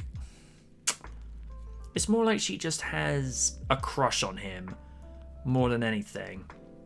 Whereas she actually has flaws. She's not made out to be a Mary Sue. She's actually a character. Whereas with Sonic, there are times I'm like, dude, you're my boy, but I want to slap you so hard.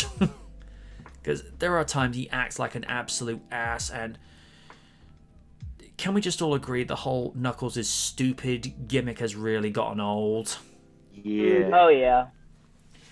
And it's like I've said so many times in past episodes of this show, and even when I've done retrospectives, Sega, there is a subtle, fine difference between stupidity and naivete.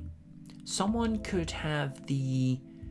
Let's use Sheldon Cooper as an example. I mean, this is supposed to be a character that probably has the IQ of, say, 170 to 180. Complete absolute genius in physics, but is very naive in how everyday other people think. I mean, Sheldon is a master in his own world of science and physics, whereas Penny is is a genius in her own, is the opposite genius of just being how everyday other people think, and Sheldon cannot comprehend it. That's a difference between stupidity and naivete, because Sheldon is not used to that world. Knuckles is most at home on Angel Island, where he knows his boundaries and his strengths and his limitations and his knowledge of the island and the Master Emerald.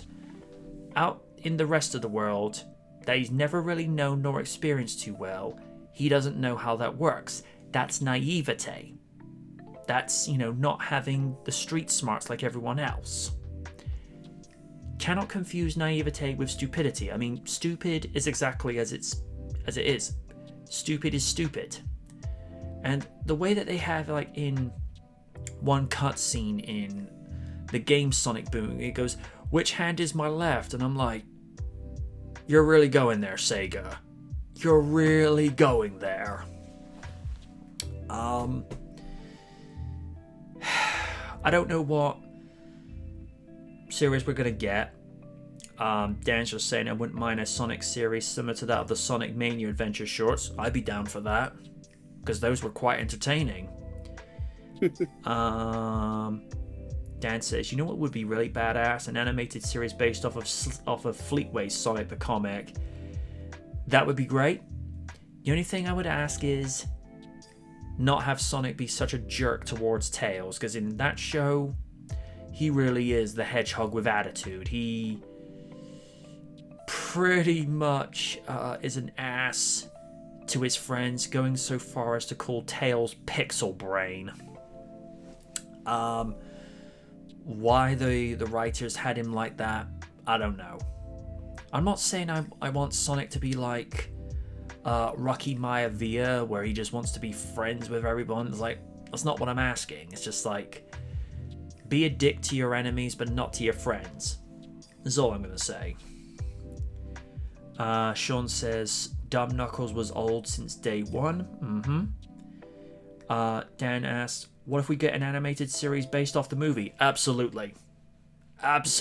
I'll be way down for that. Therein lies another thing. If you have the series based off the movie, who do you get as Sonic? Do you have Roger Craig Smith's reprise his role, or does Ben Schwartz continue from where he left off? I like Ben Schwartz.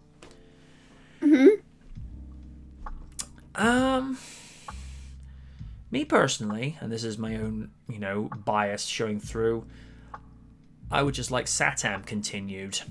But it's been 25 years since that show was last on the air, and a lot of things have happened during that time, so... Sean says, more of the Donut Lord? Yes, please. I don't know what we're getting. Give me a 2-minute trailer, and then I'll make up my mind. Steve, go. Interesting. I'm wanting to know who the cast is, if they're going to be having voice, if Sonic and the cast are going to have voice. Although, and if Robotnik returns, who are they going to get to voice him? Because he's had a range of voices over the years.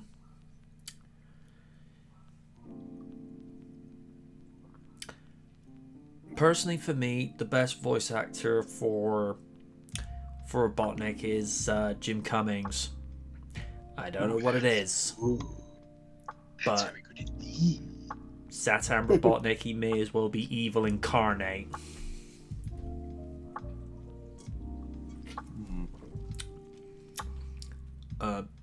Dan's just saying, if they ever did an animated series of Sonic the Comic, don't have Short Fuse repeat his backstory on repeat the same way Peter Griffin sets up cutaway gags. Oh god. Yeah. No Family Guy references. No, I don't need to see a Family Guy styled Sonic the Hedgehog series. Bad enough that Family Guy's still doing that thing. It's probably why not so many people are watching it these days. Yeah. Most of a particular episode is just nothing but cutaways. No. He also says, if you think that's bad, Lois member Dr. Robotnik trapped me in that cybernetic suit of armor. Yeah. No. No.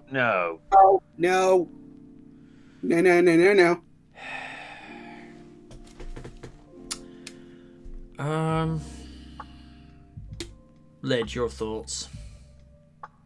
I'm of two minds about this. On the one hand, I would love to see what they do with it. But the question is it going to tie into the movie? If it doesn't, then it's like, that's fine. It's like, yeah, have it, and Sonic have his own separate universe from the movie universe. But if they do combine it, maybe either show Sonic's adventures before he ended up in our world. That would make more sense. But again, if as soon as they like reveal a cast, who's going to be Sonic, who's going to be Robotnik, who's going to be Tails, if they have Tails. Again, I'm looking forward to it. Let's see what I'll see. We'll see what happens. Just wait and see. All right. To our own Jaleel White, Raiden.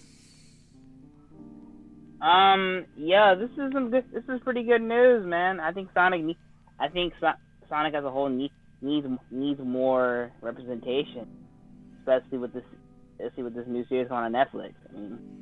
I mean, after the movie doing popular, you gotta capitalize on it. So with this, I'm definitely looking forward to it. Hopefully, they keep everything in house with the characters, especially not making Knuckles stupid. Knuckles is a little what's the word, aloof-ish, but I don't want to call him stupid. So hopefully they do something different. So yeah, with that said, I'm personally can't wait. Hopefully things. Who knows if they're gonna do a different voice actor or whatever?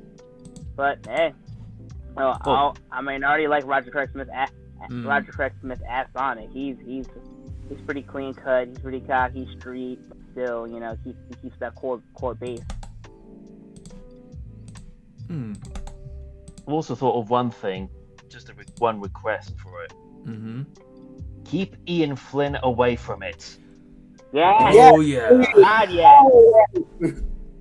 Keep that jackass away. Yeah, most definitely. Because Mr. Flynn, we know what you're doing to your own comic, and We don't like it. we don't like the fact you split Sonic and Sally up. I know it's been a while, but still a bit bitter. On to the next item. Spider-Man 3, Alfred Molina returning as Dr. Octopus. Yay! It's all hands on deck as Otto Octavius returns for Spider-Man 3, and this news is coming from thehollywoodreporter.com. Alfred Molina is putting the metal arms back on to reprise his role as the villainous Dr. Octopus, sources tell The Hollywood Reporter. Molina turned into a fan-favourite performance in Sam Raimi's 2004 sequel Spider-Man 2 as Otto Octavius, a brilliant scientist turned eight-limbed villain who pushed Tobey Maguire's Spider-Man to the limits. Molina's involvement in the upcoming Spider-Man movie was first rumoured last month when GWW reported the actor had been spotted on set. Tom Holland stars in the film, which Sony has dated for December 17, 2021, which has Spider-Man Homecoming and Spider-Man Far From Home director John Watts back at the helm. Benedict Cumberbatch will appear in the film as Doctor Strange, while Spider-Man mainstays expected to return include Zendaya, Marissa Tomei, Jacob Batalon, and Tony Revolore. Thank you. Molina's involvement ties together 3 generations of Spider-Man movies. Jamie Foxx is returning as Electro after playing the role in 2014's The Amazing Spider-Man 2, which starred Andrew Garfield as the Wallcrawler, while Molina's Doc Ock terrorized Maguire's version of Spidey. In October, Fox suggested in a since-deleted Instagram post that 3 different Spider-Men could appear in the film. Marvel and Sony had no comment. 2019's Far From Home, which amid the COVID pandemic release date, shuffles stands at the most recent Marvel Studios film, earned more than $1 billion globally, and swung to the top of the ladder as the highest grossing Spider-Man movie of all time. I think that even shattered Spider-Man 3's record. Molina, who earned Emmy and Golden Globe nominations for 2017's feud Bette and Joan, starred in Frozen 2 last year and has Netflix and DreamWorks Trollhunters Rise of the Titans due out next year. If Alfred Molina is indefinitely back as Doc Ock, you know how I said Spider-Man Far From Home would be my last MCU movie? Well, I may just make an exception. Because if Garfield is back as Spidey, and if the ever so talented and very nice on the eyes Emma Stone is back as Gwen, I can be persuaded to go watch. And apparently even Kirsten Dunst is coming back. It's like, ugh. I say this objectively without any type of without any ill intent. Kirsten Dunst, say this nicely, she would have been better off as a model, because Spider-Man 1, I liked her. Spider-Man 2, didn't like her so much. Spider-Man 3, I hated her. Because, alright, Parker was acting like kind of a fame-obsessed dick in Spider-Man 3 and could have been a bit more attentive to Mary Jane, but at the same time, she wasn't exactly being non-insufferable in that movie. Oh god, absolutely. Whereas Emma Stone's Gwen Stacy, loved her performance. Because here's a character that, you know, is not just a pretty face. She gets in Peter's face when he screws up, but she's also got intelligence that matches his. And also, in real life, she's a redhead, and I like redheads. Just saying. Don't judge me, Raiden. Don't judge me. No. I understand. Yeah, I'm all down for that, because I liked Molina's performance as Doc Ock because it's a sympathetic villain done right. You know, it's not, when it wasn't being done as a cliche, you got why he did what he did in the movie, because he felt cheated because his wife Rosie had been taken from him, and the machine's AI was actually messing with his personality until it was Peter who actually told him what he had to do, and that intelligence was a privilege, not a gift, and it should be used for the betterment of mankind. It's when the student is giving the lesson to the teacher that taught him said lesson. It's one of those, yeah, it's appropriate. And as bad as Amazing Spider-Man 2 was, and yes, it was awful, Jamie Foxx was actually damn good as Electro. Max Dillon, however, he was kind of creepy. Yeah, he Mm. was Really, doing his real best creepy. forever in prison, Yeah. and that was disturbing.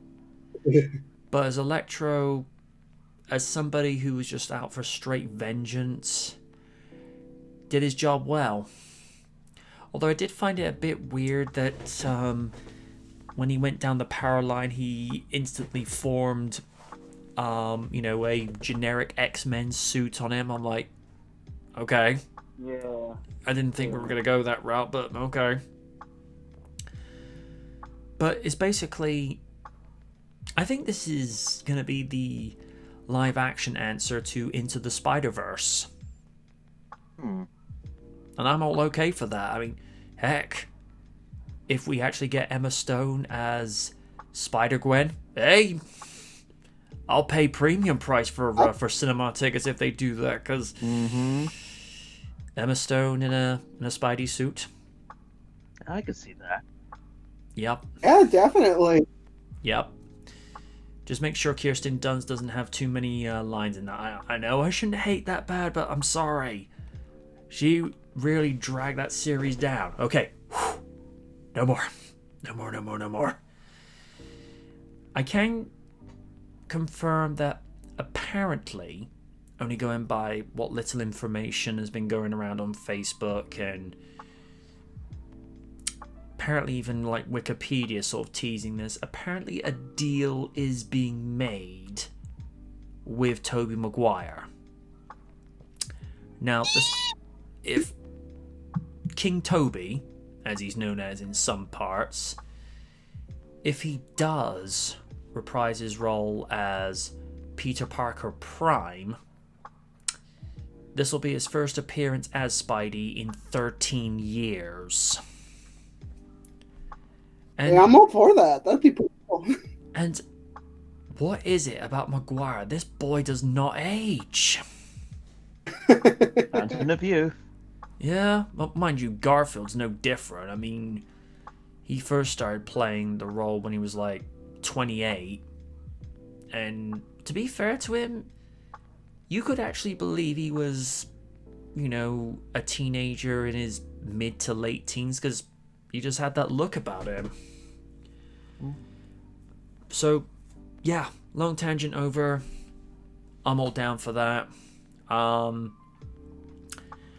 What I think would be really cool is if they bring in all the scores from each respective universe. So, like, when you hear, like, Garfield Spider comes in, it's the score that plays from Amazing 1. Amazing 2 had a good score, but let's be real.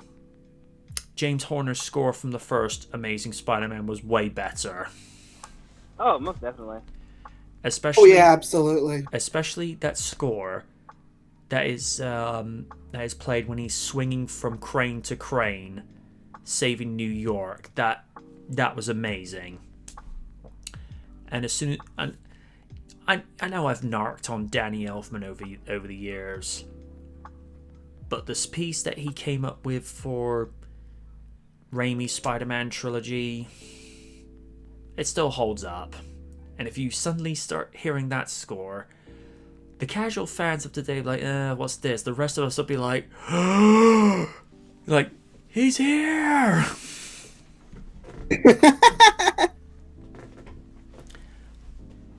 I mean, especially in Spider-Man 3, back in 07, when you're seeing that version of Venom holding Mary Jane captive, as soon as you start hearing that score and he comes back in the red and blue suit, it's just like, yes! Yeah, that was a dope moment. I do agree. Yeah. Damn it, now I want to go watch those movies again. Yes, even Spider-Man 3. Yeah, speak now, forever hold your peace. Yeah. I'm going to pass along to someone else before I go off on an even further tangent. Steve, go. They just seem to be throwing more things in there. Although, I heard on the wire from another source that possibly Spider-Man 3 might be linking into Doctor Strange 2, the Multiverse of Madness. Yes, I did Yeah, hear this there's too.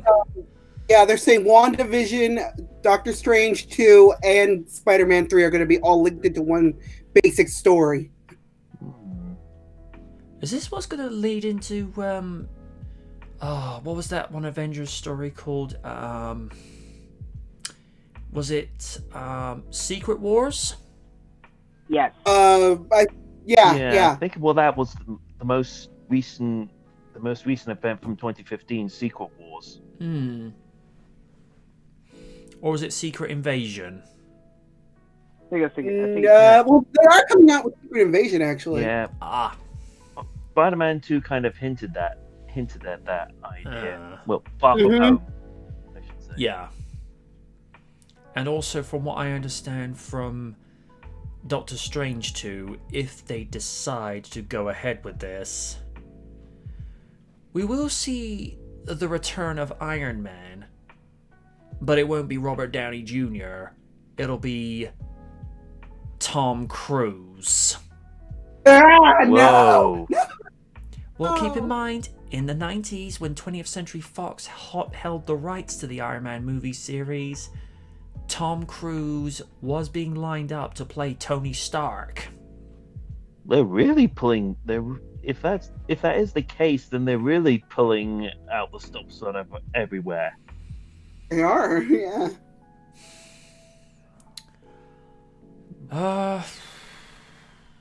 Yeah. Were you finished there, Steve? Yeah, pretty much. Raiden? Yeah, this is some good stuff. This is some good interesting stuff right here. Like you said, MJ, Doc Ock in Spider-Man 2, especially with Alfred Molina's portrayal, was definitely one of the most sympathetic villains out there. Mm-hmm. Even though Spider-Man 3, I did like the incarnation of Sandman. He was pretty decent. That was one of the best aspects of that movie. Yeah. I also, let me go on a little tangent on there. I did like the mid part of the ending. You know, he definitely regret what he did. You know, killing Uncle Ben, which was actually an accident. Mm. You know, that was like the way the robbery happened is like he pleaded, say, "Yo, I need this. This is something I need for my family." And Uncle Ben was definitely do the right thing, but what happened was partner startled him and bam. So, and I really like that Peter said, "I forgive you." So that was really good storytelling there. Yeah. Now back to the original thing. I'm definitely looking forward to this whole multiverse madness of Spider-Man 2. Hopefully we get to see Tobey Maguire there, because personally he'll always be my favorite Spider-Man. Simple as that. I mean, Tom Holland did his thing. Andrew Garfield. Honestly, I liked him in the first Amazing Spider-Man. I feel like he was Spider-Man that a lot of people wanted, even though Tobey Maguire did pretty good as him. He didn't have that much of the sass that, you know, Spider-Man had in the comics. Mm-hmm. So with this, I'm definitely, like everything, looking forward to, because I'm hoping after this long break from Endgame, the MCU does something bit different with the storyline. And I'm also hearing that Matt Murdock is soon to make an appearance. Don't quote me on I heard that. this too. Yeah, like Charlie Cox, I'm hearing he might be signing, and hopefully he does, because personally, aside from Luke Cage, Daredevil is definitely one of my favorite Netflix series out there. So, I mean, if they add him in, that makes sense. After the end of Far From Home, yeah, Peter's gonna need a lawyer. Yeah, you gonna be, yeah.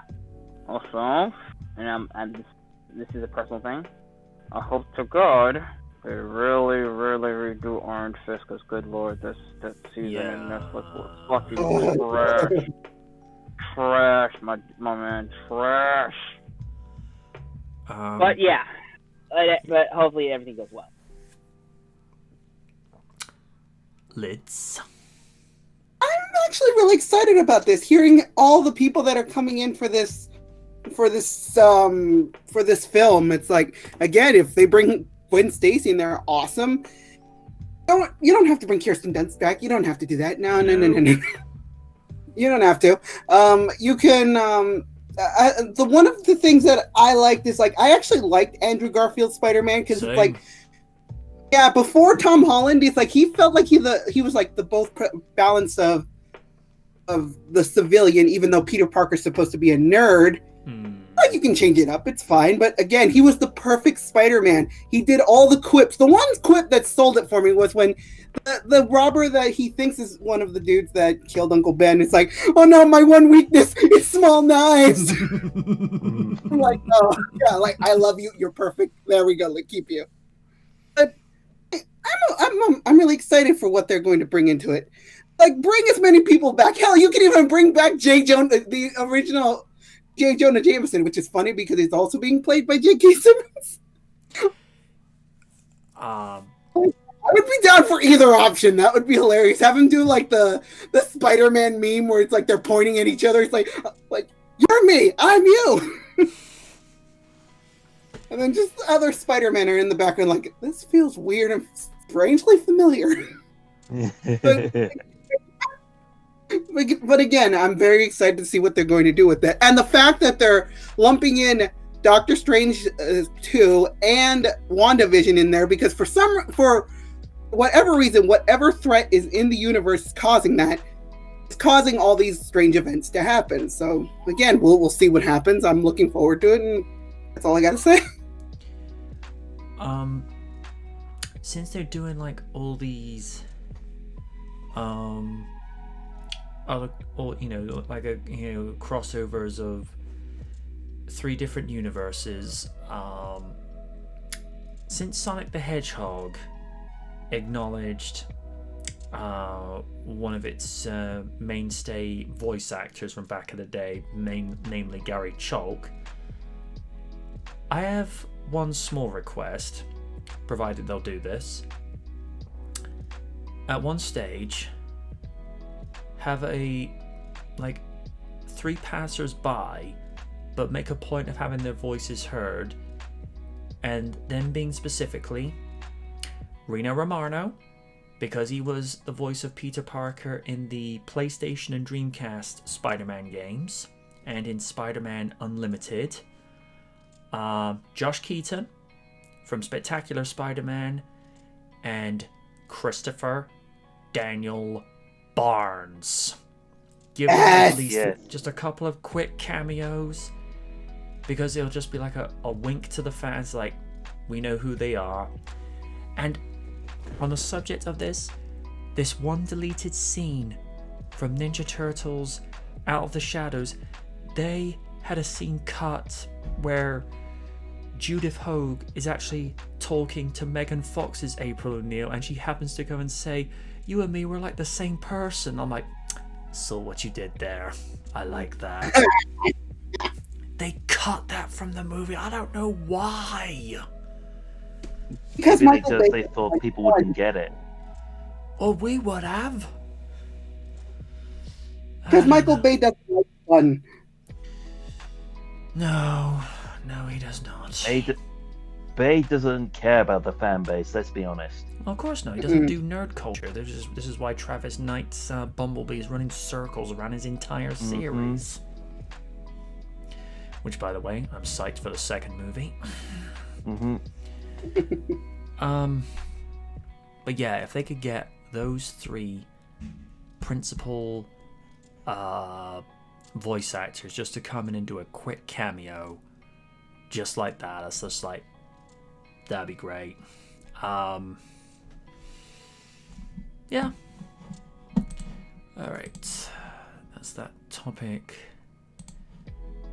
closed. Although, something there just reminded me of a line that Christopher Daniel Barnes said in one of the, I think it was the 2-part finale of the 90s Spider-Man series. This is all starting to sound like a bad comic book plot. Don't know why, but it just came into my head. Oh, Barnes, you're such a card. He, I felt was like the perfect balance of Parker and Spidey. I mean, as Parker, he could be, a little bit less than confident, whereas Spidey, half the time, just like, dude, shut up. But that's half the point. I like it where there's a line, there's an exchange between him and Kingpin. Kingpin goes, something I get to treat myself with. He goes, looking at you, I say you've had too many treats. I'm like, oh. Whereas today, no, you can't say that. Although it has to be said, the voice actor that they had for Kingpin in the 90s, best Kingpin ever. Oh, most definitely. Yeah. Mm-hmm. And there was something about the way he would go, Smafe. It's just like, it's just perfect. And true story, when Random was in New York in 2009, he looked up at the Chrysler building and just went, Smafe? And I think it was either him or Emma just went and looked. He just said, such a nerd.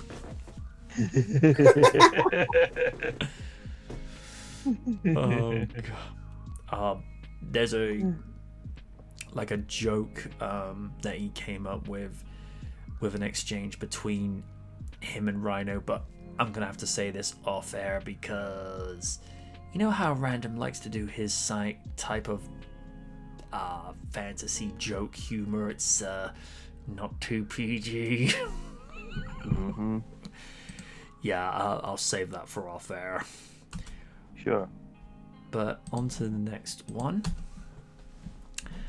Marvel reveals prehistoric X-Men and origin of the first Phoenix host. Marvel Comics is heading towards a rebirth. So how many is that now? I lost track. I lost count, to be honest. 1,000? Yes. The Enter the Phoenix story taking place in the pages of upcoming Avengers issues will lead to something big from Marvel in 2021. The story doesn't begin in earnest until Avengers 40 releases in January, but Avengers 39 is a prologue story flashing back to 1 million BCE. The issue reveals the origin of Earth's first ever Phoenix Force host and what may be the prehistoric X-Men, setting up the stage for the upcoming event. Spoiler, it follows for the Avengers 39 by Jason Aaron, Dale Keown, Scott Hanna, Jason Keefe, and Corey Petit.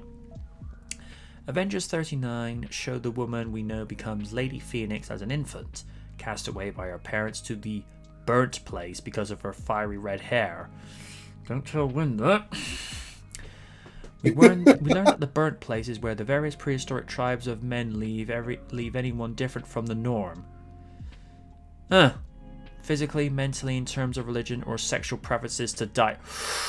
Ooh, that's gonna rub people the wrong way. A pack of wolves rescues the soon-to-be Phoenix as she lives among them for a decade. She comes to remember the burnt place and decides she should return to aid any other like her who were left behind. When she arrives, she finds an infant with one eye, a Cyclops, and meets the man with a paralyzed body and incredible psychic powers. He speaks to her telepathically and uses his telekinetic powers to levitate his body. She comes to call this man the High Walker. He welcomes her into his community of outcasts, some of whom are prehistoric mutants. It's the 1 million BCE version of Xavier's School of Gifted Youngsters and his X-Men. It doesn't last. A group of humans who fear and hate the High Walker and his people attack the community. The High Walker tries to calm them and get them to see reason, but they refuse. They kill the High Walker and a battle takes place, leaving only the fiery-haired girl alive. And looking at the way they've drawn those wolves, that looks like something out of a nightmare. She Why returns is it to the that they look burning like- place and lays down to die. She finally considers what could have burned that place so long ago. She soon gets her answer as the Phoenix returns to Earth and possesses her. She considers scouring the Earth to wipe out humanity, but remembers the wolf's kindness and chooses another course of action. She travels to Asgard to recruit Odin in a team of heroes with a mission. What do you think of the origin of Earth's first Phoenix host? Let us know in the comments below. X Avengers 39 is on sale now. It's different. Uh-huh.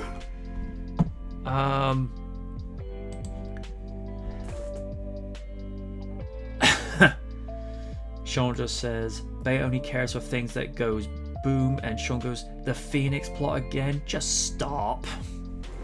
What he said. What he said.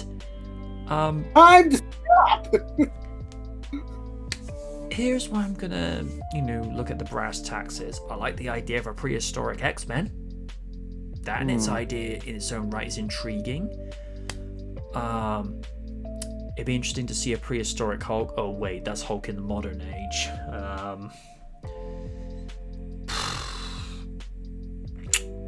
Again, Phoenix has been done to the point of exhaustion. I mean, with X-Men, or should I say, the rebooted X-Men, when they did the third movie, they could have done something else and not just do the Phoenix, because we had that with X-Men Last Stand, and that movie wasn't that great. There were bits and pieces of it I like. Dark Phoenix was trash. Trust me, I watched half of it. Ugh. Oh god.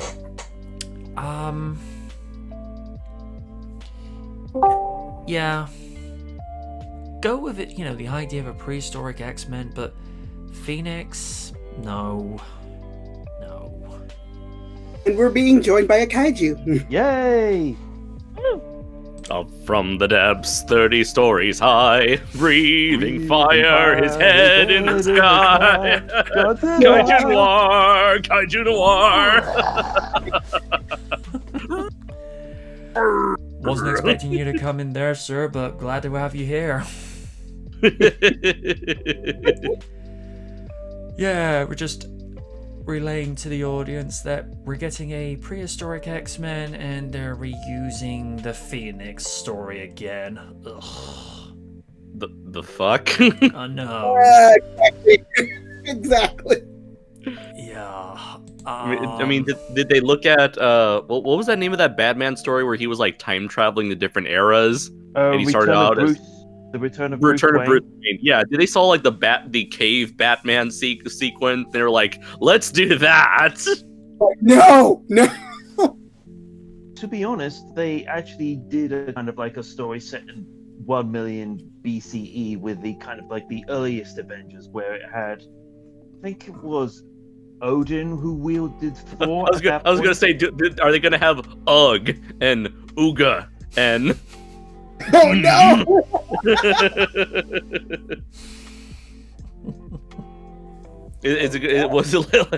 I'm imagining like an Avengers version of like Primal. Oh my god! I mean, I think we have Spear and Metal and Hammer.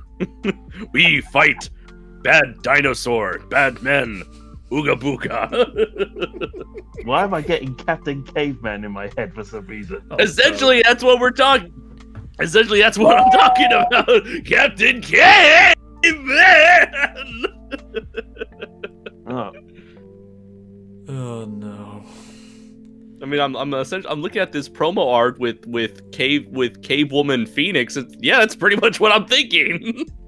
I mean, to be honest, with the whole cave thing, it's not that common. I think it was the last Avengers comic I read. They did do like a prequel thing of prehistoric ancestors like Ghost Rider. Yeah, where he rode a wooden mammoth. Okay. Yeah, okay. This is pretty badass. Yeah, I'm looking at Caveman Mammoth riding Ghost Rider, and yeah, that's pretty fucking badass, I'll admit. Who's Starbrand? I think she's supposed to be Captain America, but he looks like the Hulk.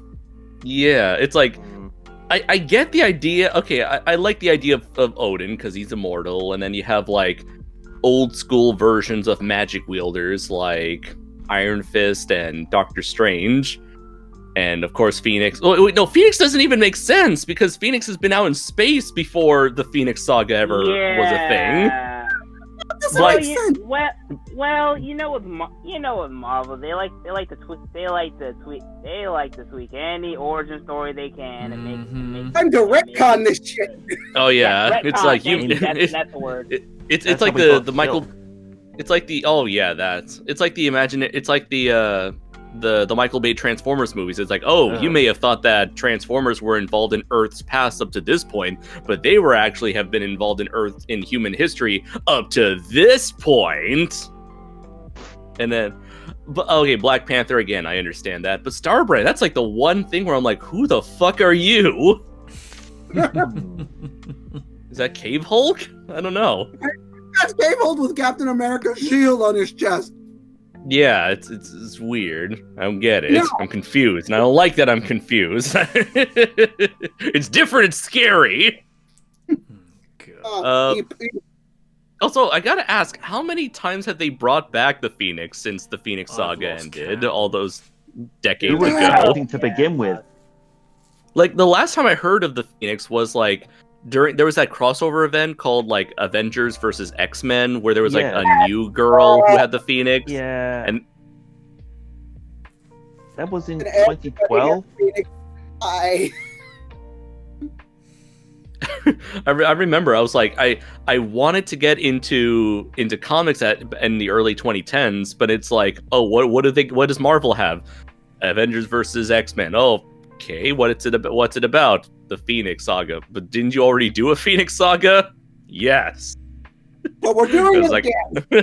Yeah. It's like that goofy meme. I'll fucking do it again. It's like, I'm out. I'm like, screw this. I'm making my own comic. Hey, and it worked. Yep. Yeah, which you should totally check out on Amazon and Comixology. Primal Warrior Draco's Duel, issues 1 and issues 2. Do it. It's a good read. You heard it from Steve himself.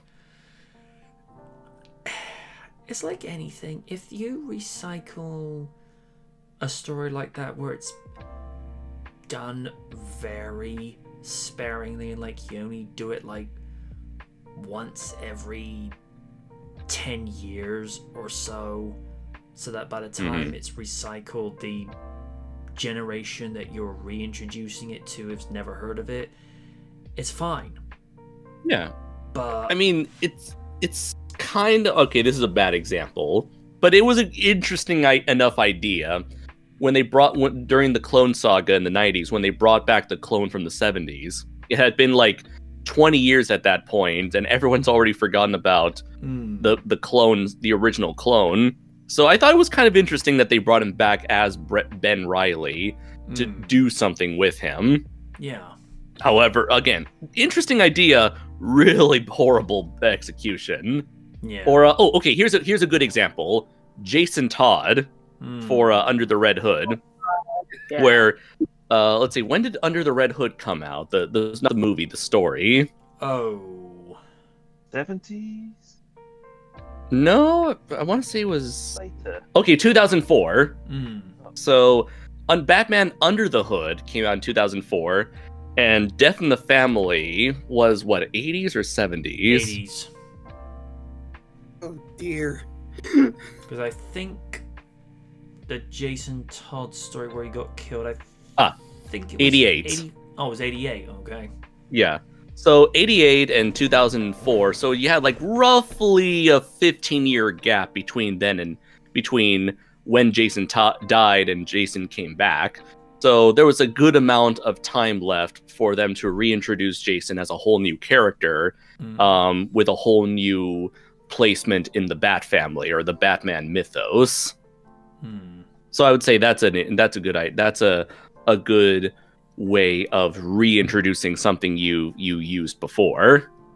And even like the name Death in the Family was sort of like reused for Batman Death of the Family, where the Joker was going after the entire Bat family, and that was 2012. So that was a good, what was it, like 20 some odd years after death in the family. Hmm. Yeah, where the Joker cut off his own face. Yeah. Oh no. This is the part where he got his face reattached.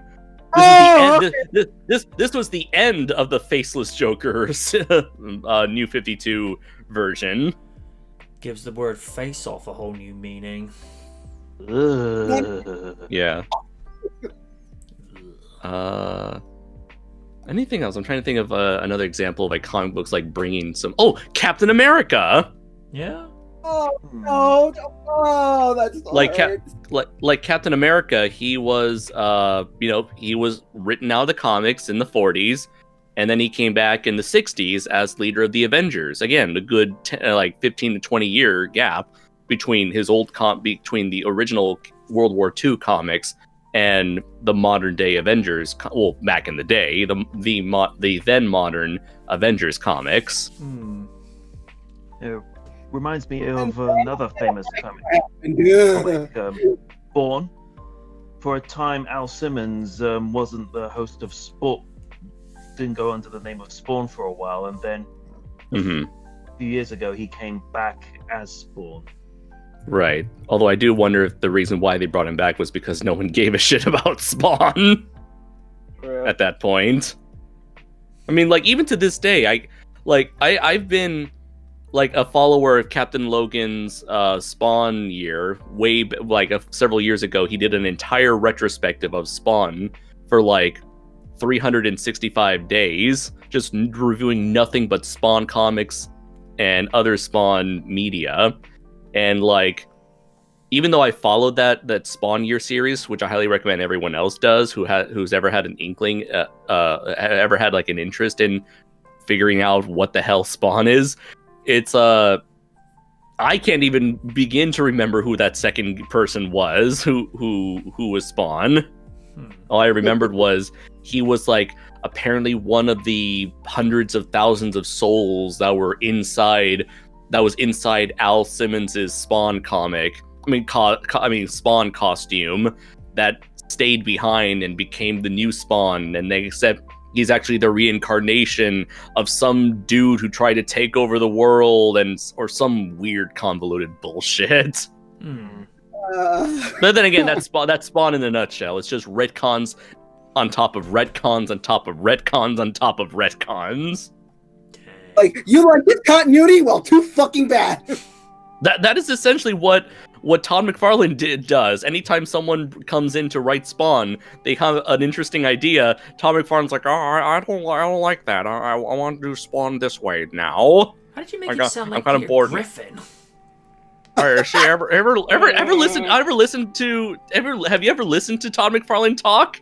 It's got a very strange way of talking, you know. It draws Spawn like this, and it's like, oh wow. Okay, now he went from Griffin to Owen Wilson. He's essentially he sounds like a cross between that. So anyway, that Spawn movie, it's gonna come out pretty soon, guys. I'm totally serious about this. I've written the script and everything. Me.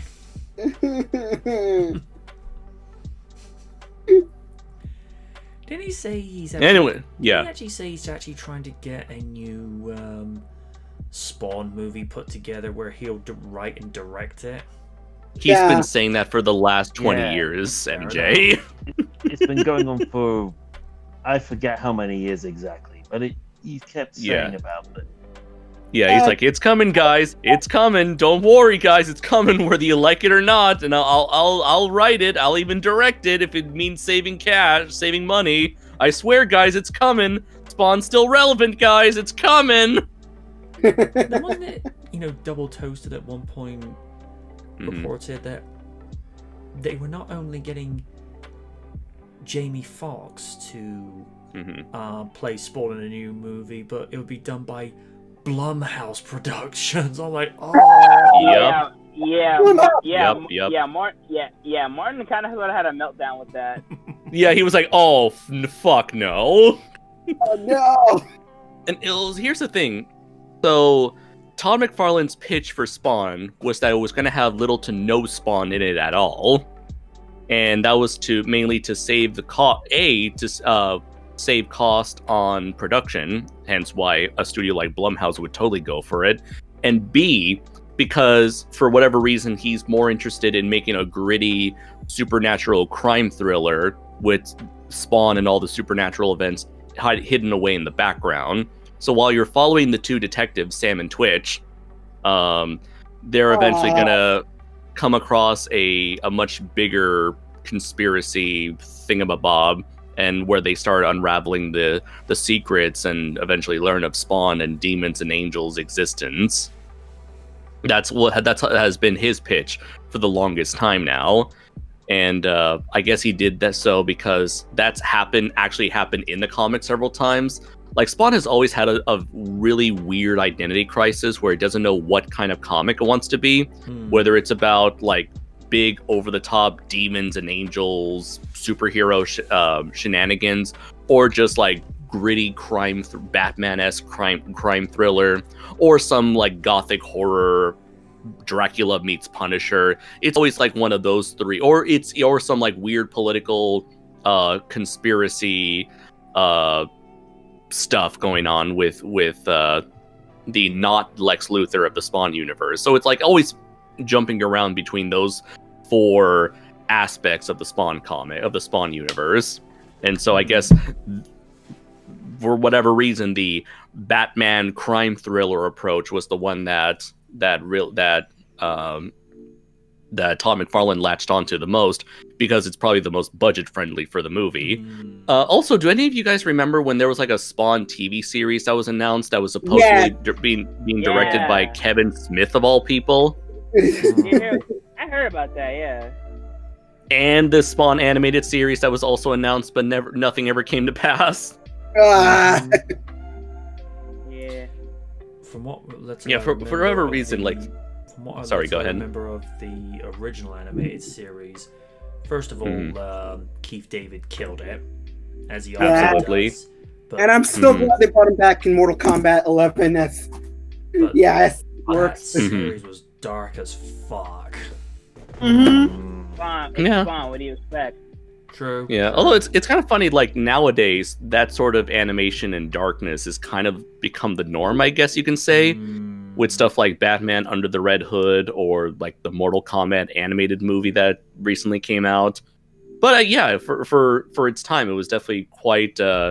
It stood out quite a lot amongst the crowd back in those days, since we didn't have that much Western animation featuring that much level of adult content. Because I think they actually had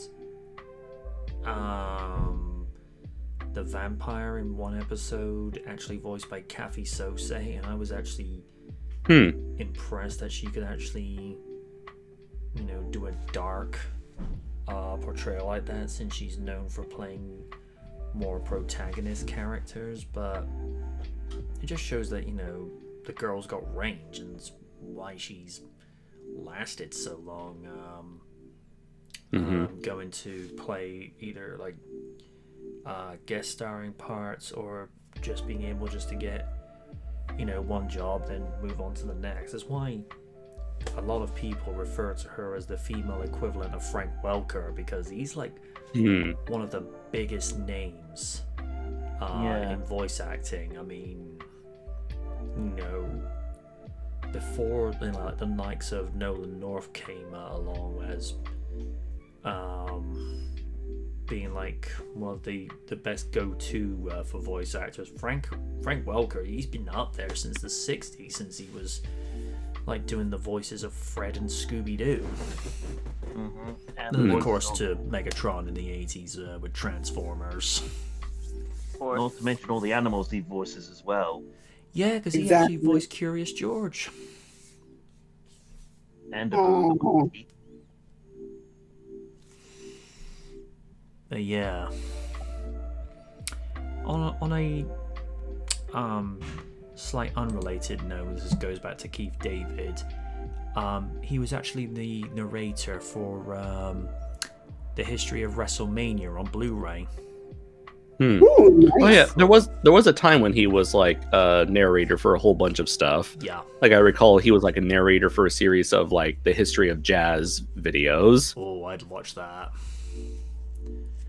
I don't know what it is, but he's just got this very distinctive voice that could be talking about brown paper bags. There, man. Yeah. Brown paper bags with something so boring as the shape and texture, but he could make it sound so distinctively interesting. And it's like, I have no idea what this guy's talking about, but hey, he's making it sound fun.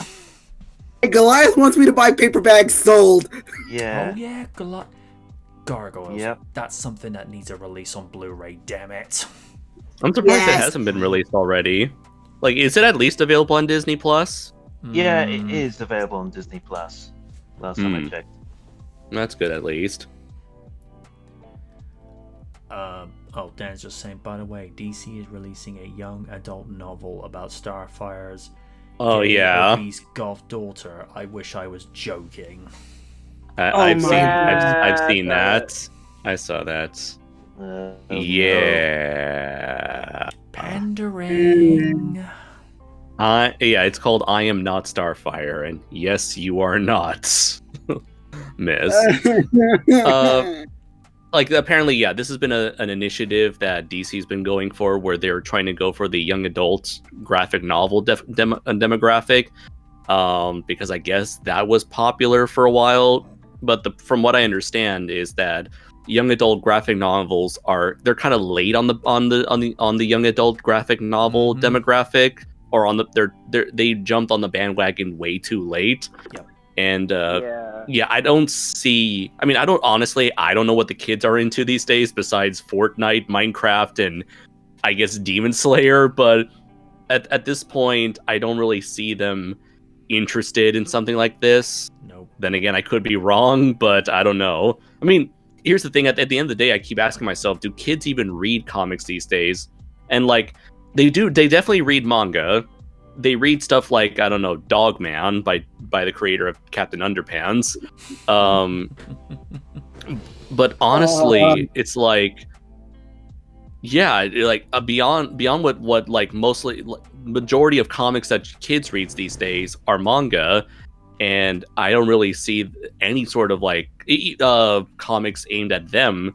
I don't see them really picking up these days. I mean, like the new IDW comic that's aimed at like a middle school audience. Again, I don't think kids are going to really want to pick that up because, again, the whole comics issue thing, and I don't think this whole young adult initiative is gonna pan out for them well. And let me see if I can find that just so I can show you guys. They recently came out with preview images for I Am Not Starfire. Oh no. Also, did people forget that Night Stars was a thing at one point? Oddly enough, Dan just mentions this in the comment. Goes, Marvel's New Warrior series is a horrible joke. DC, hold my beer. Oh God! Considering that that DC thought Gotham High would work. Oh no. Oh yeah. The funny thing is, wait, I gotta ask. It did Gotham High actually come out already? If so, Yeah, it did. Trust did it? me, We heard the I showed videos of a YouTuber and her friends reacting to that. oh yeah. So Bad. did anyone notice that like as soon as it came out, like nobody, like outside of a couple videos, nobody really talked about Gotham High the moment it came out? It felt like it kind of like lost all steam upon release. Anyway, here are the preview images for I Am Not Starfire. I'm scared. Alright. By the way, people are also very suspicious of the character design for Mandy, the titular not Starfire of this book, because a lot of people are saying that she looks like a lot of people are saying that she's a self-insert of the writer, Mariko Tamaki, and this is what Mariko looks like. So look at her, and look at Mandy, and so you can sort of see that people are already sort of making the comparison that, yeah, this is a self-insert thing. Oh, Why am I being reminded of Jermaine from the Foamy the Squirrel cartoons? Oh, It What's does her kind of name? look a bit like that. Yeah. oh dear. I mean, the art's not bad, but it's definitely not my thing. No. And I get that it's not supposed to be my thing, but I don't know if it's anyone else's thing either. Dan Nah. says, I think it's rather suspicious that Starfire's daughter looks almost like the author of the book. Ouch. Oh man. I just think Foamy the Squirrel the first when it comes to her. Only version of Starfire I've ever liked is from the New 52, where her and Nightwing are a thing. Hmm. And she's voiced by Kari Walgreen, who amazing voice actress. Because she also voiced Saya and Diva from the Blood Overwatch? Plus. Yeah, Blood, Oh, okay.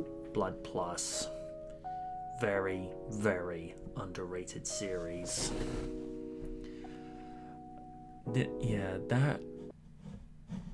That comic book, I don't think I'd ever pick that up, because looking at it, it's pure pandering, and you know, I can't. And I'm sure you're gonna definitely gonna get people saying it's not meant for you. It's like, sure, Okay, then I fine, won't. but Okay, bye-bye. yeah, Is it just really meant for you?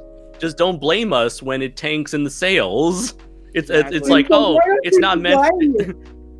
Yeah, it's like it's not meant for you, and then when nobody buys it, why didn't you support it? Because it wasn't Because it meant for wasn't me. meant for me. Well, Bye-bye. As you said, it wasn't for us. Also, I found Okay, something. comic creator, tell me who it was meant for. Exactly. Tell us, please. Found a bit of news which I posted in the chat. Oh yeah, this is pretty interesting. Hmm. Hang on, let me grab that. Oh shit. Okay. I didn't Yeah. know this. Yeah, because Legendary is actually owned by a Chinese company that also owns AMC. So, like, if Legendary's own movies are being released outside of theaters like AMC, then Legendary's Chinese owners are going to be pissed.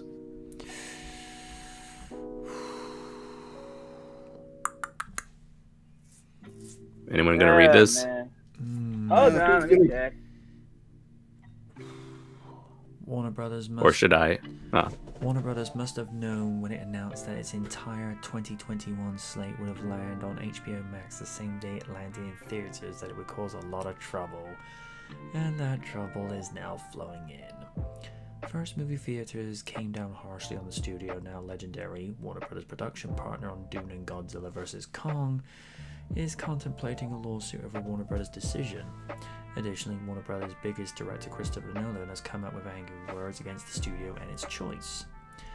Variety is reporting that Legendary, who financed significant portions of both Dune and Godzilla vs. Kong, was left largely in the dark about WB's decision to bring its films to HBO Max and day and date with theatrical releases. Both these films were set to be massive blockbusters, and Legendary, who has partnered with Warner Brothers on multiple smash hits, would take a chunk of the box office and that it would now be missing. At the moment, the studio is in talks with WB over a new, more generous deal, but Legendary is upset that it wasn't part of the original decision-making process. That deal could be a better cut of profits from streaming or the theatrical release, or an all-out sale to WB of the two films. As of right now, Legendary is hoping to figure something out, but legal action could be taken within the week. Of course, we have to wait to escape from the law to know if we have any legal ground to stand on. At the same time, Warner Brothers may be in hot water with its biggest director. Christopher Nolan, who has made most of his films with the studio, reacted angrily to the announcement despite the fact that his film was given a traditional theatrical release that caused it to flop hard. Mm-hmm. To be fair, in defense of Tenet, it's not the movie's fault that it flopped. Right. It was the fact. It was the fact that it was the fact that it was like not the right time to. Yeah. It was way too early to go back to theaters. While his complaint is based on the director's commitment to seeing films on the big screen in traditional formats, his biggest issue is that the same as that of Legendary, Warner Brothers didn't tell anybody about its decision. Reports say that most agencies weren't told until about 17 minutes before the announcement was made. Nolan expressed the following to Entertainment Tonight. There's such controversy around it because Warner Brothers didn't tell anyone. In 2021, they've got some of the top filmmakers in the world. They've got some of the biggest stars in the world who work for years, in some cases on these projects, very close to their hearts that are meant to be big screen experiences. They are meant to be out there for the widest possible audience, and now they're being used as a loss leader for the streaming service, for the fledgling streaming service without any consultation. Nolan has said the same to THR when asked about the process. The note about filmmakers and actors being surprised by this news isn't a simple matter. Many filmmakers could see less money since a cut of ticket sales is often part of a director or actor's contract. By removing some of these sales with streams, their cut of the profits goes down. Why WB went about it the way it did is pretty much a mystery. But the studio is also recognizing that we aren't in normal times and it needs to do something differently. Aside from theaters and studios, the general audience consensus on this seems to be one of relief that we get with the option to see a film how we want to. The industry is changing and everyone is going to have to change along with it. Mm-hmm. I'm 50-50 on that. I get that in tough times you have to roll with the punches, but at the same time, to not inform people, that really does make Warner Brothers look bad in that context. I'm assuming that they did so just so that they wouldn't have any opposition when they made the announcement, because I'm fairly sure that if they did let their collaborators in on what their plans were, there was bound to be someone who's going to try and stop them from going ahead with the announcement. So maybe this was like their means of just getting the news out there without anyone stopping them, because then it'd be too late at that point. Maybe, I don't know. Yeah. They made that announcement, and then Disney was like, I'm about to turn left, and I don't want to smack you with my dick. They announced every single lineup for Phase 4 and 5. So, yeah. That's true, yeah. And all of the Star Wars stuff. Yeah. Yeah, pretty much. I do agree that it was overwhelming, but it was good for Star Wars fans, but still, I do agree that movies, when they're being shown for the first time, should be experienced on the big screen, because it's like we said at the very beginning of this podcast this evening, going to the cinema is, not just an excuse for you to see your favorites on the big screen, but it's a means of allowing you to not only escape reality, but it's to have an escape from yourself for a few hours, escape whatever is bothering you professionally, personally, and or otherwise.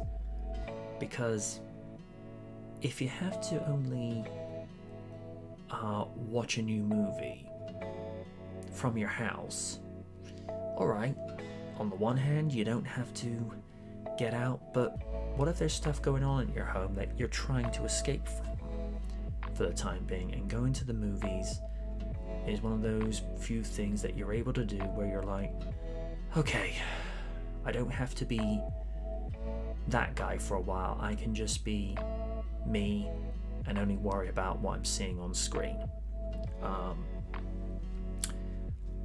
Not to put myself into the fray, but when I went to the movies for the first time since Sonic the Hedgehog in July, when I went to see both Back to the Future and Jurassic Park, both for the first time in years on the big screen. Jurassic Park more so because it had been since '93 since I'd actually seen it on the big screen. It allowed me to forget what was going on outside of the world. It's like, I can forget about COVID and all the other news reports going on. I can forget about social distance. I can just sit right here at the back, watching on the big screen two of my favorites, and I don't have to care about anything but what's going on. And I do find when you watch a movie on the big screen, you tend to see it from a very different perspective than what you would do on, whether you're watching on a PC monitor or if you're watching on your own widescreen at home. I don't know. I think it's also the fact because you don't have the luxury of rewinding something back if you don't skip it. If you miss something earlier, you actually have to keep yourself focused on the screen. And even though I've seen Back to the Future more times than I would care to mention, I find over time there are more things I appreciate about it. Given the shelf life that movie has had over the last 35 years. I mean, when you're a kid, you watch it because you like, Marty McFly being a cool character. You love the idea of time traveling, but as you get older, you sort of appreciate the nuances of, I could have done that when I was younger. I could have done this if I just, manned up and had the balls for it. And then you see these characters having a turnaround where they actually do have changes, courtesy of Marty McFly altering history, but that's beside the point. You sort of see the little subtext that go along with it, and I find that's part of the magic of going to the theatre and why not everything should go just to streaming. I mean, it's also kind of encouraged people pre-COVID. It's encouraging people not to leave their homes. I mean, at the moment, yeah, we're kind of encouraging people to stay in their homes because we don't want this thing to spread any more than it needs to. But, when we get back to some sense of normality and well, something more normal, the idea of trying to encourage people to stay in their homes and not go out anywhere, how do people not go out and meet new people or go and travel to new places? Kind of defeats the purpose. I mean, it's also like I said earlier, if after you've seen the movie you think, okay, I'll go to McDonald's afterwards, I'll go to Subway, I'll go shopping and pick up the first couple of movies on Blu-ray. Or in Raiden's case, he'll just go and go, okay, who can I dish an L out to that didn't like this movie? Let me see. Ah, yes, you. And things of that nature. You don't get that with streaming because you're not leaving you're not leaving your house. And I get that some people don't go to the theater because ticket prices have gotten more expensive in recent years. And as for to be fair, provisions were expensive then, now, and will probably likely be expensive in the future anyhow. I mean, most trips when I go to a theater, my orders usually consist of a portion of onion rings, fries, and a large cola. And I'm damn near surprised if that thing doesn't even go over £10 when I order, because hey, you go to the theaters, that's how they recoup their losses. But you know, just the mere fact that Warner Brothers would not tell people, I mean, it's just unprofessional on their part. I don't know. And I think Christopher Nolan's justified to be angry. Because, Sure, yeah. Go ahead. you know, he's one of those directors, he really puts time, effort, and actually crafting the story till it's satisfiable enough to where he thinks, okay, this is a movie I would go watch. Because one of the things that was said on Spill.com, I think they were either talking about The Dark Knight or The Dark Knight Rises, he took his time with those sequels. He didn't just like belt them out when the studio wanted it. It's like, no. I'm putting these out when they're ready. And that's the problem with a lot of sequels. Some movies come out too fast, too quick. But unfortunately with Hollywood, they're like, no, they want that instant gratification with regards to profit margins and what have you, because they're not... Movie studios, I think more so than ever, are more concerned with profit rather than telling a good story, whereas Nolan, he at the very least is one of those directors, I forget this YouTuber's handle, but Christopher Nolan got the do whatever the fuck you want card because of the fact he was able to bring in so much money for most of his pictures. You know, probably most so with the Dark Knight trilogy, because he was able to do such a decent job of it.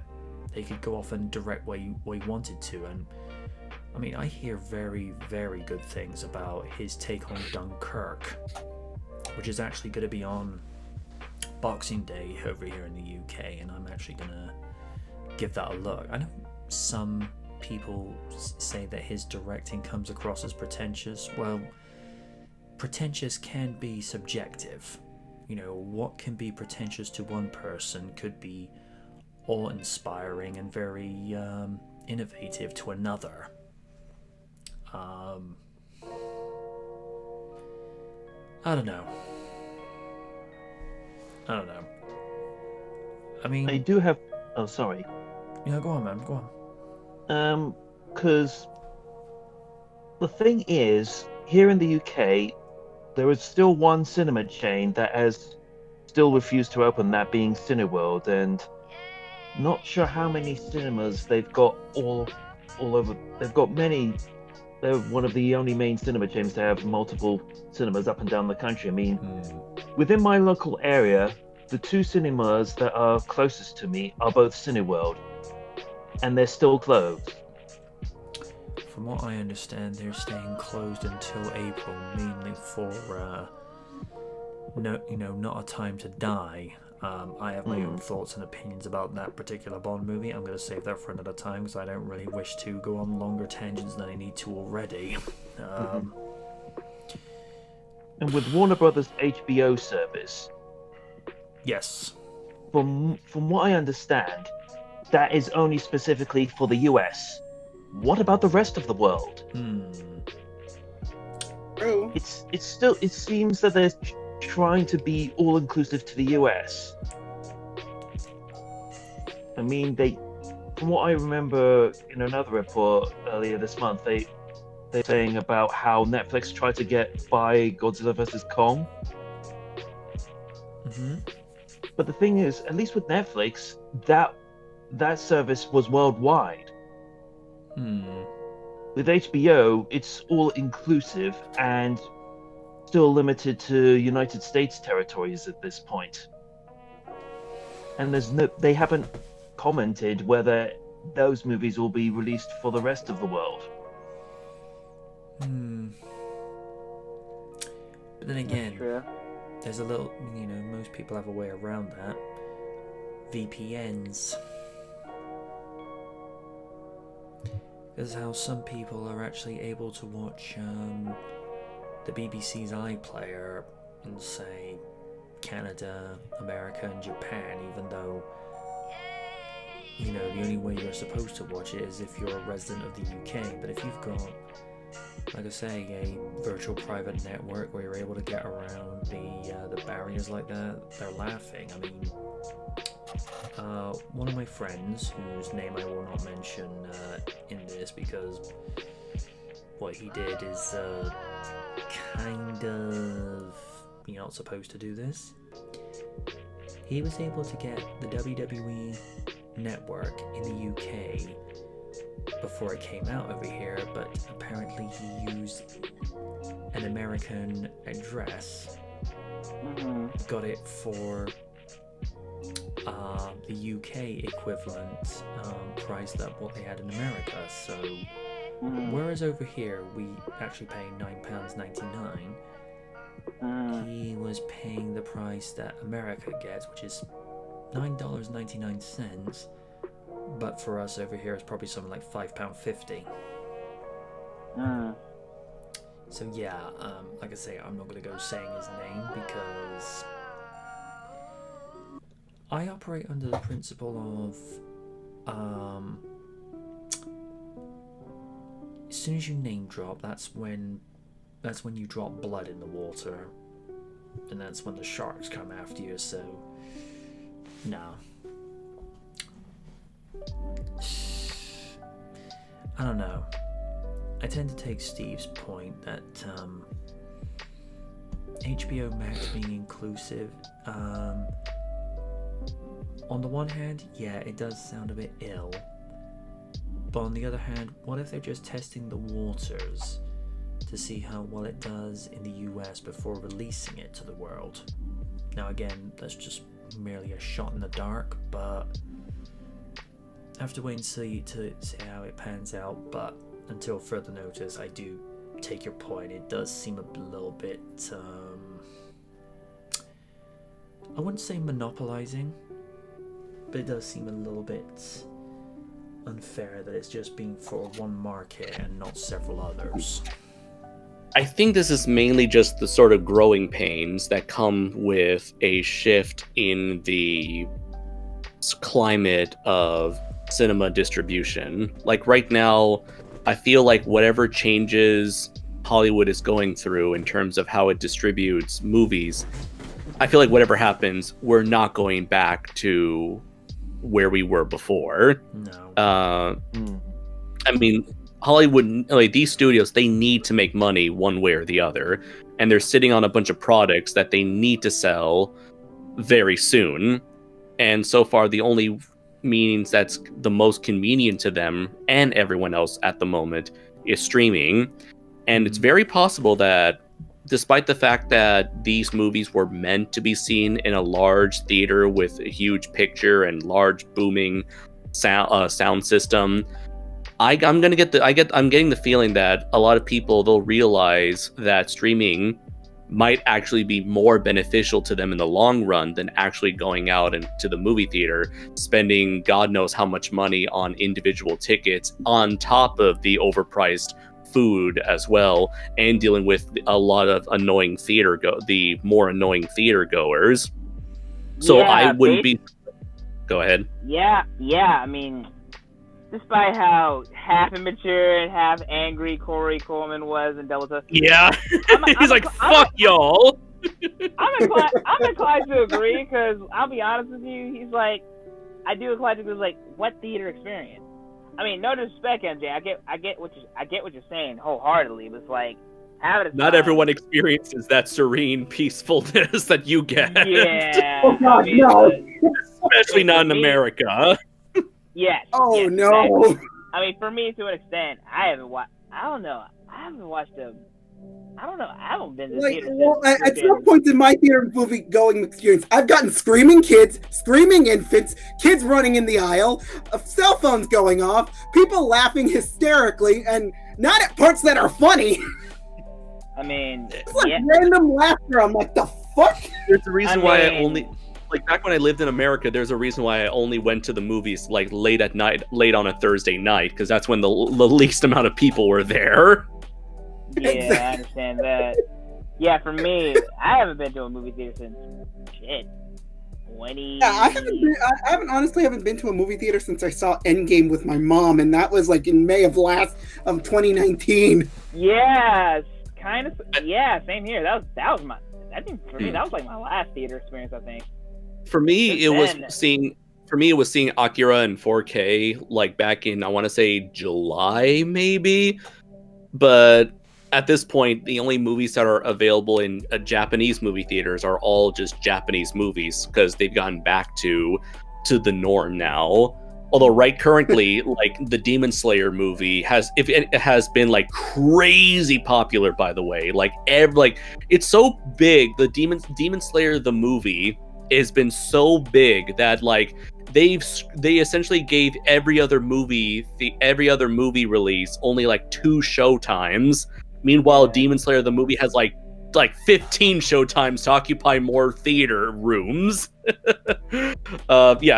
This is the movie that's been like taking over Japan right now. Like anybody, even like old ass adults and senior citizens who could give less of a shit about anime and manga have gotten into Demon Slayer because of the new movie. But yeah, if anyone has not seen Demon Slayer, the anime, or have read the manga, I highly recommend checking it out. I just finished season 1 right now, and I'm currently waiting for a fan subbed version of Demon Slayer the movie, since it's an actual continuation of the manga as opposed to a filler type movie like the majority of like DBZ, Naruto, Bleach movies or One Piece movies. It's a legit part of the ongoing manga storyline.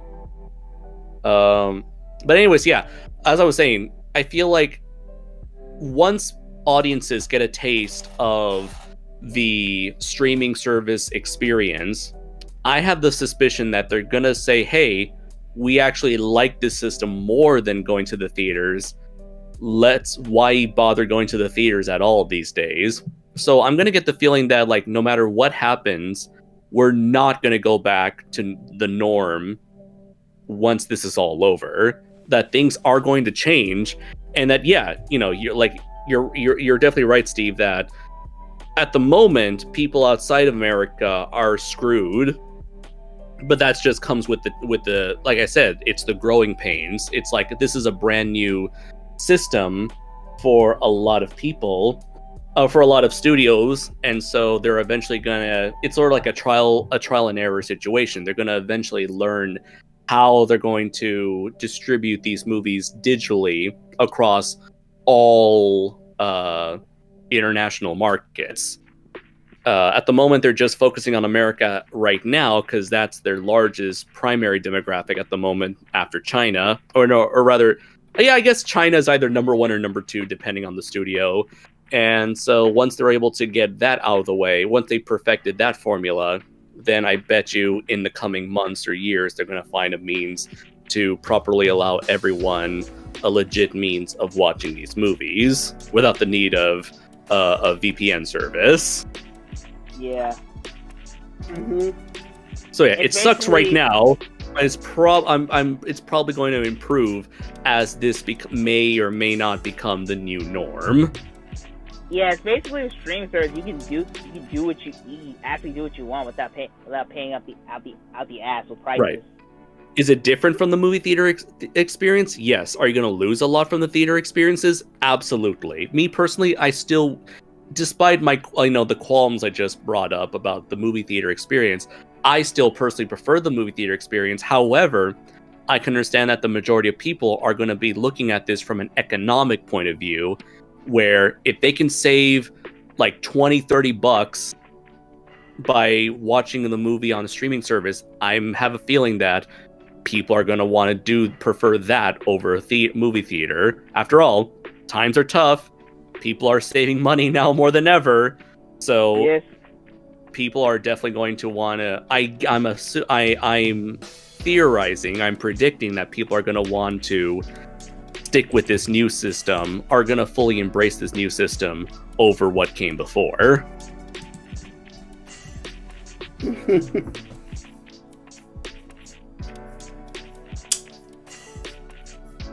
I'm still gonna go out into the theatre. I mean, however long theatres got, I'll still go because, like I say, I want the experience of that, because watching a movie on your TV set, it doesn't quite have the same.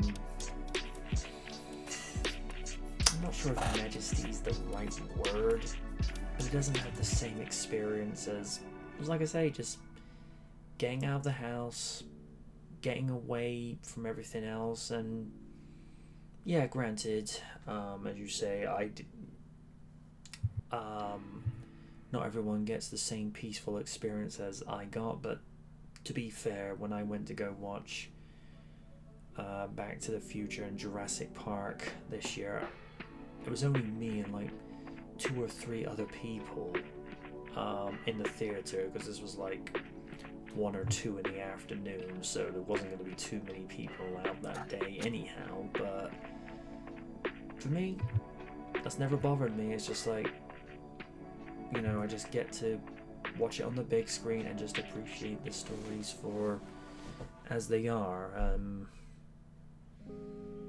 I accept the fact that times are changing, but I don't think cinema is going to disappear altogether. It might dwindle down, but I don't think it's ever going to fully go away, because you will get people, once things have settled down, you will still get people going to the cinema, because again, some people want to pay for the experience, and like I say, I like getting out of the house.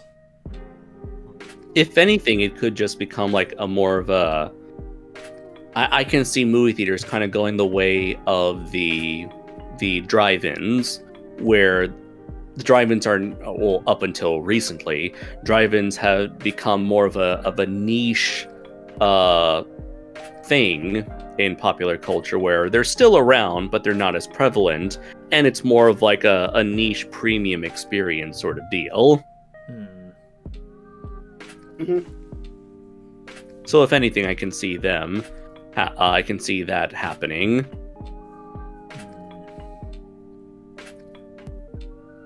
Yeah.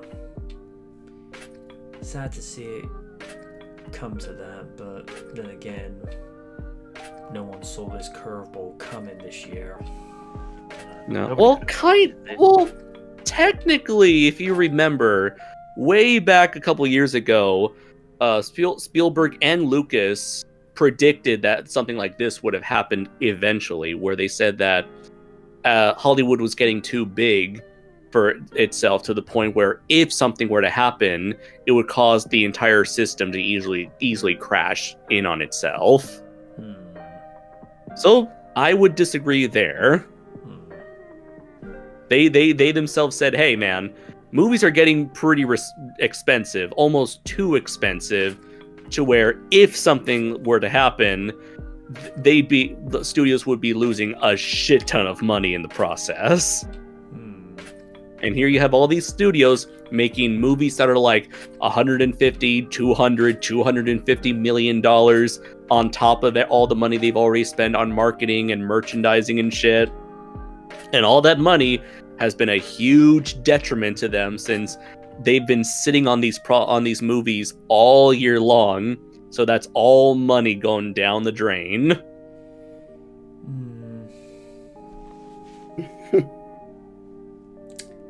So yeah, I would say that Spielberg and Lucas were right. They were right all along. But you get where I'm coming from, though. Yeah. Of course. Okay. I guess you can say, like, no one predicted that things would change this suddenly, this fast.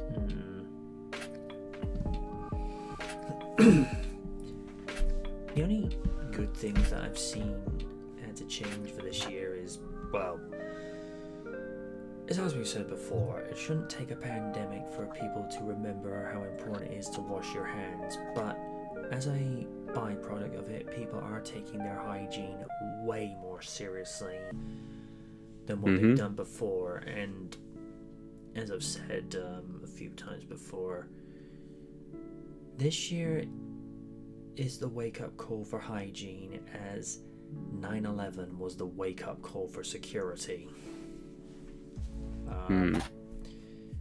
Because people have had to think outside their comfort zone this year. And people also weighing up what's important and what have you.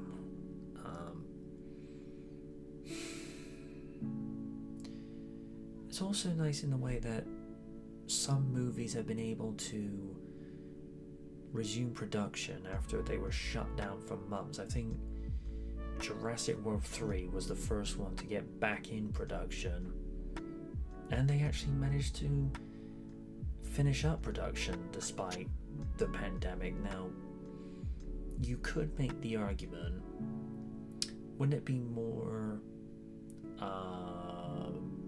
tactful to wait until the pandemic had cleared itself up? But then the other argument could be, life still has to go on.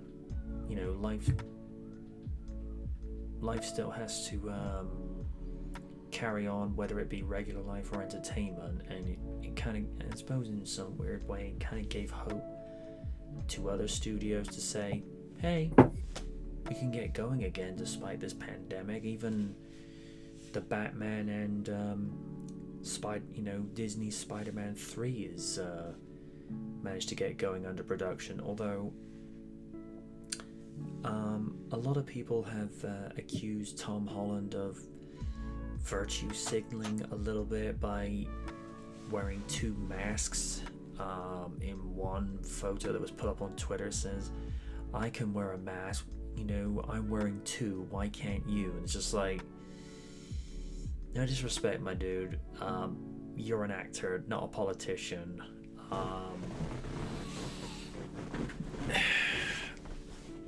I think actors are better off just doing what they're supposed to do, entertain people, and not tell people how to live their lives. I mean, I may have mentioned this once or twice down this series run. Marky Mark said something to the effect of, celebrities live inside this very comfortable bubble that have no concept or idea of how the regular man lives. I mean, they are there just to entertain. They are not there to put food on the table of the regular guy, and they shouldn't be telling people who they should vote for. The political side of it, that's a subject for a different time, because we're not a political podcast. But I don't know, I'm going off onto a tangent again, as I often do. I don't know.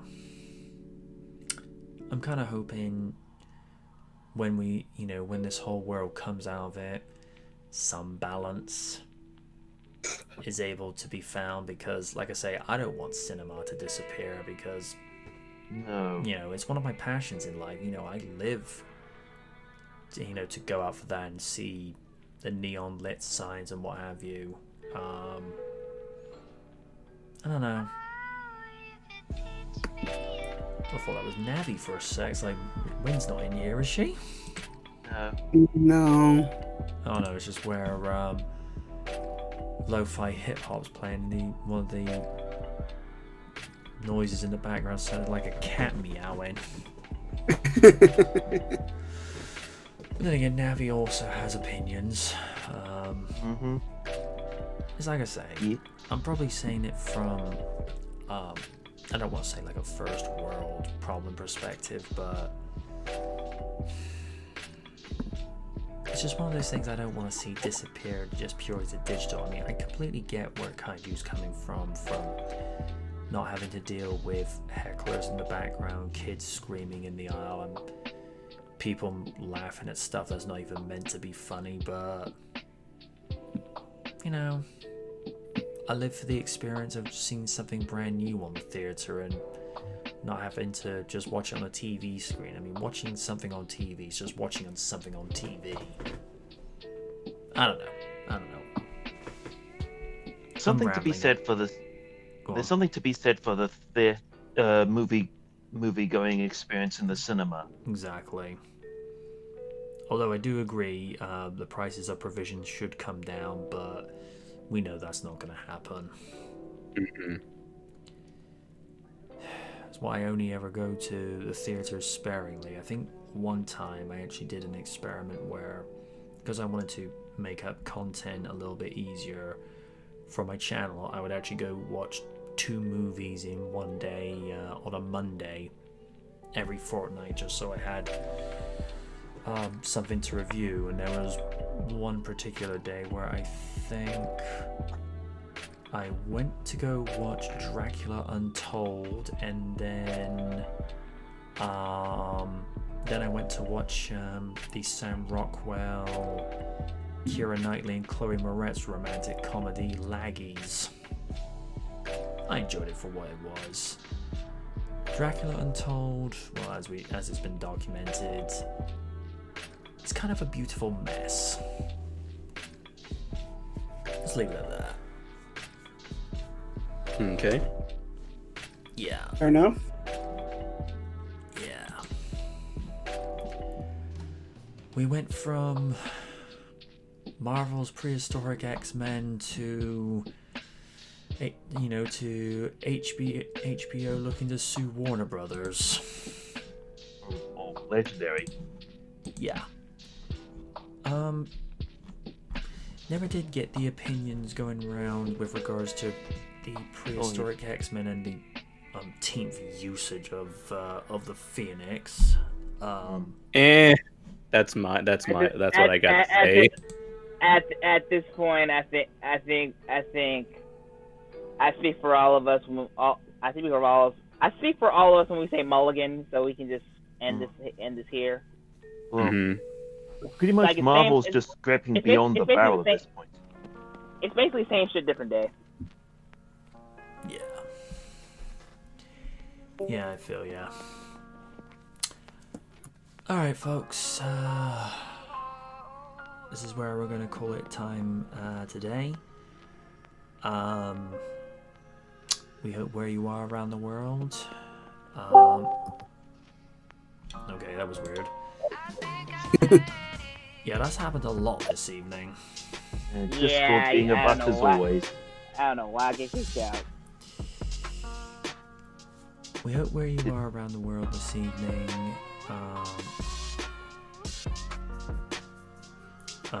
Sean's just said, even though vaccine is coming, there is still no vaccine. Stupid. No, still no vaccine. No. Stupid. No, there isn't. No. Listen, with stupidity, you gotta live with it. Just live with it. Wherever you are around the world, we hope you're safe. We hope you're entertained. And let's just hope this time next year, everyone's just in a much better place. Because, like I say, this year was a curveball. Mm-hmm. That's all there is to it. Until next week, folks, which will be the season finale, and I'm going to work diligently to get season 15, the season finale of season 15 of Real Features finished, because this has been going on way too long. But then again, if you recall, it took me a while to get the season finale done for Back to the Future Part 2 last year, but I got there. It is coming. I have been recording voiceovers. It's just getting the chroma key work done, and then it's basically an all-out assault on getting the editing done so that 9 p.m. UK time next Sunday it will be done, wrapped, and presented, no pun intended, for everyone to see, and then close the door on this season so that season 16 I can move on to that. And 2 surprises I can confirm for season 16. One of which I will be doing a 25th anniversary retrospective of Short Circuit. Hmm. And the Ooh. season opener will be the 26th anniversary of Friday. Ooh. I still need to see that movie. You must watch that movie. Friday. Gonna also get gonna down on Friday. No. Oh, good lord, no. I gonna be sitting in the back seat or hitting it in the front seat. Funny Gonna be enough, partying, yeah. Partying, yeah. Partying, no. funny Fun.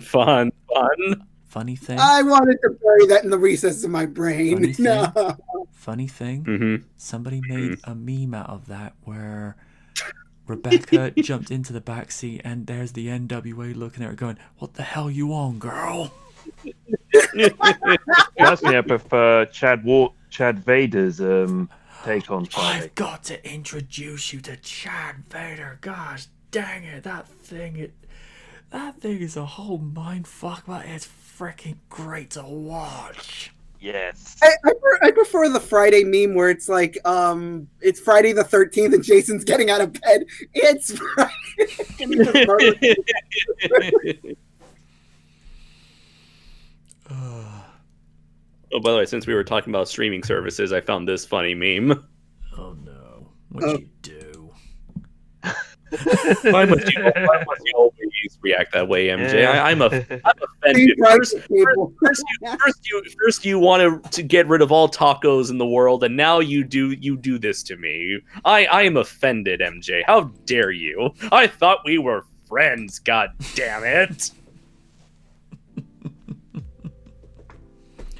They said eliminate two. I wanted to keep cake, pizza, burgers, soda, and fries. Nothing personal, dude. Beer and tacos don't do anything for me. Well, clearly you have never had true Southern California tacos. Then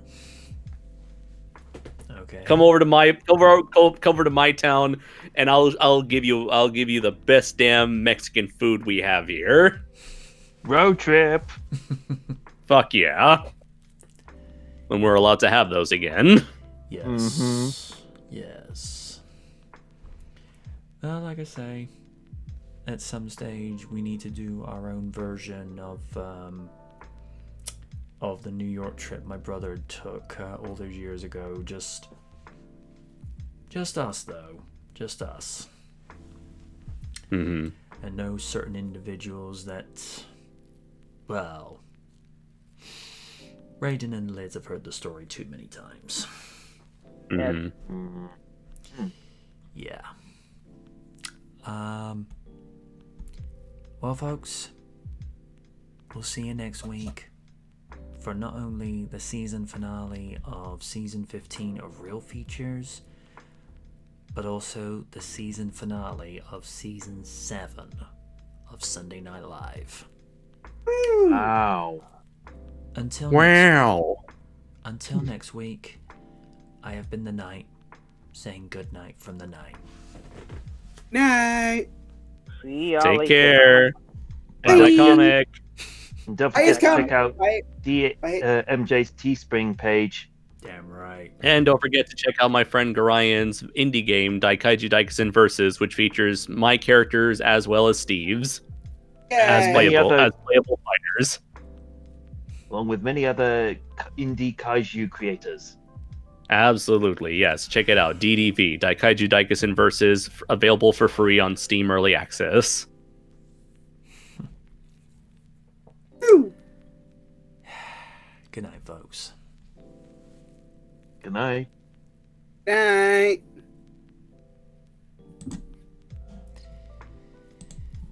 And we're off air.